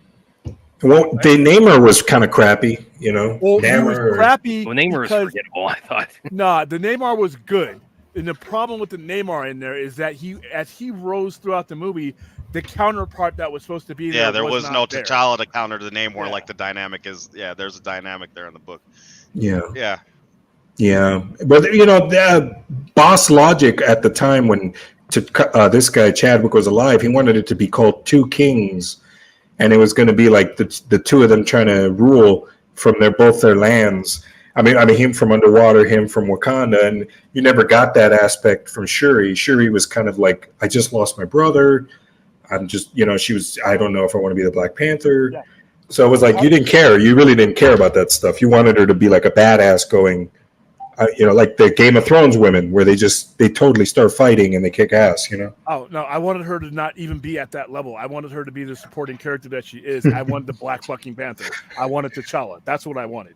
I wanted whatever story you were going to tell me before Chadwick Boseman passed away, that is the fucking story that you give me. Should have stuck with not it, yeah. Affect my fantasy fictional shit with real life shit. Yeah. That you never should do that, and I hope they never do so again. And nanotech masks. We always talk about the funeral aspect of it, but they overdid it with the nanotech masks in that movie too. It was getting really ridiculous. Yeah, the beginning of the movie, I really wanted to get up and walk out. That's the downer to start a movie on, dude. The biggest downer you could ever start a movie. That's not what I. The Killmonger scene was awesome though, but yeah, we needed. I did like more of that. Cameo. Killmonger is great. Yeah, Killmonger's a great villain. He could have been great in a different context of the movie. Yes, you're right. We could have had him more throughout the movie, like you said. If there was going to be this Two Kings movie, just recast the. Unfortunately, just going to have to recast the guy. And so, what is Wakanda's? They have a god of Bach or something. How do they resurrect people? How does their world resurrect people? Because they could probably have resurrected Killmonger somehow. Because even though we're not, what does Wakanda believe? What is their religion of Krakoa? They don't have the resurrection technology like Krakoa. When you're dead, you're dead. Your spirit goes into a collective form. Yeah. You're talking about Boss, the cat god. The cat, yeah. Because I know they wouldn't want to go down that route because then they'll be like, oh, we got to resurrect T'Challa too, and but it'd be like if Killmonger could come. He didn't die in any relevant sense. Right. In real life, the actor died, but T'Challa shouldn't have had to die. You should have had to resurrect him. He got sick, right? He had a virus or something. He got sick, right? In real life, no, I'm saying in the movie, wasn't she trying to cure cancer or some shit at the last moment? Yeah, that's because they put that. But they did that in response to the actor dying. Yeah. They didn't do it because that was the plan for the movie. Well, you see, if they had just cared, they could have been like, maybe Shuri was trying to cure cancer the whole time with Wakandan technology, but like I Am Legend, it became something evil, and it became a virus that could wipe people out, and then that got into Kala. They could have just done something like that because it just randomly. It's a comic right now. You can buy it from Williams' store. Black Panther Blade Blood Hunt. That's literally that story. Yeah, do something like that. Yeah. No. Here's what you do. Exactly what you were going to do before he passed away. Yeah. That is what you do. Stick to your guns. Don't come up with this other shit. Whatever the script was, wherever the story was going, before Chadwick Boseman, who is not really the Black Panther, believe it or not, the actor is Robert Downey Jr. is not really Iron Man or Doctor Doom. That is where you go. That is where the story should have. So you wanted something like Dumbledore, where Richard Harris died, and then they got Michael Gambon for you. Then they kept it going. Yeah. That worked out for Harry Potter. That's what they used to do to every movie back in the day, even if somebody didn't die. The story comes first. When you start doing things that affect your story and you compromise your story, then you end up with a lesser movie. Yeah, that movie made good money, but you could feel that was a far lesser movie because of that one decision. So on that note, guys, listen, it's We're rolling up on 4 hours on a Sunday, which is pretty good because I had to make up for last night. Still don't feel 100%, but for the 103 across all of our platforms that are watching right now, I made it easy for you so that you don't have to. You didn't have to, click on anything else. But go ahead and come on over now. That's a spoiler. YouTube.com. Come on over now that we're about to turn the show off. Well, no, I've been saying that the whole time. But if you're watching the show on the rewatch, because some of you can watch it on Twitter and rewatch, there you go. YouTube.com/@the Center. I know you'll probably be watching the show at a decent hour, which I do not stream at. So, like I said, the vast majority of our people will be watching when it's daylight. But like, subscribe, share, bring others that you want part of the conversation. I think we covered a lot, especially for a Sunday night show. That's usually what we do on Saturday nights. Yeah, we usually do this on Saturday night, then we do an hour and a half show on Sunday nights. But because we had to cut that show short and we didn't have an open panel, that's why we did it this way tonight. We didn't have pants on the panel tonight. Yeah, because that's probably one of the people that right there. Yeah, there you go. William, your pants are on the panel, aren't they? You got some. Your pants need to be on your. Are you wearing pants, William? Are you doing the fucking going commando thing while you're streaming again? Again? Because the map would suggest if your pants were on the bed, then where were you doing? All right. There's the pants, assholes. And heaven forbid I have more than one pair of pants. Oh, fuck. For a 4-day more than one pair of pants, William, and that's why your pants are a separate entity running away. No, because I have crazy people. I have crazy people in my chat. That's why it's running away. I think Spidey's. Hey, William, just say try and it all go away. Just say try and it all go away. It's not going to go away on Ruth's body. Oh yeah. Should we do this the next stream? John Campia already did that. The No Pants Thursdays. Campia also almost got shut down for sexual harassment. I'm sure. No, telling his employees to come in with no pants. No, when it happened, it's funny. As mandatory. Matt Lauer's book. Yeah, exactly. In his garage, right? He was doing a show in his garage, so he only films it. So he only had like underwear shorts on. So somebody asked him about a pop figure, so he instinctively gets up and turns around and grabs it, and he's wearing his shorts. So I've never done that. I'm always wearing pants. So fuck all you guys. And now look what the chat's turning into. This is where you know it's time to end the damn show. Wait, let me see. And this woman is getting this word because Fourth couldn't spell before he hit the enter key. Now it's going to be on this poor woman's body for the rest of her life because she's getting it tattooed. Try, man. Just say it, dude. Just say it. Should all have like a no pants, no pants Wednesday. No pants Wednesday. You get no pants Wednesday tattooed on your neck. We'll do it. No, that's hot. So if you get no pants Wednesdays tattooed on his neck, you'll actually. Yeah, we'll do it. We'll fucking do it because I'll be able to explain it. You know what? This crazy fool tattooed on his neck. I felt obligated. All right, guys, that is it. That is it. I got to recover. Yeah, whatever. Hey, Spider-Man. Let me give you last word. Yeah. Trying to convince William of any different preconceived opinions, bad. Talking about yourself, good. All right. So all I want to counter with that is I enjoy the fight with him on that because I like defending it. That's all. I know I'm not going to convince William. It's just fun for me. And conversely, I'm not here to change anyone else's mind too. So there we go. We're in a safe place. All right. See you guys. Tomorrow we are off, and this has been a rough last 12 days. Both. So are we off on Monday or are we off on Tuesday? Monday. Or today is Monday. We're off on Monday, because I started the show like in a different day. So Mondays we're off unless something breaks. I mean, and I don't see anything breaking in our world that will require us to jump on, but you never know. So if in that case, I will see you guys on Tuesday, roughly around 11 o'clock. There you go. Later, man. Try everybody. Bye.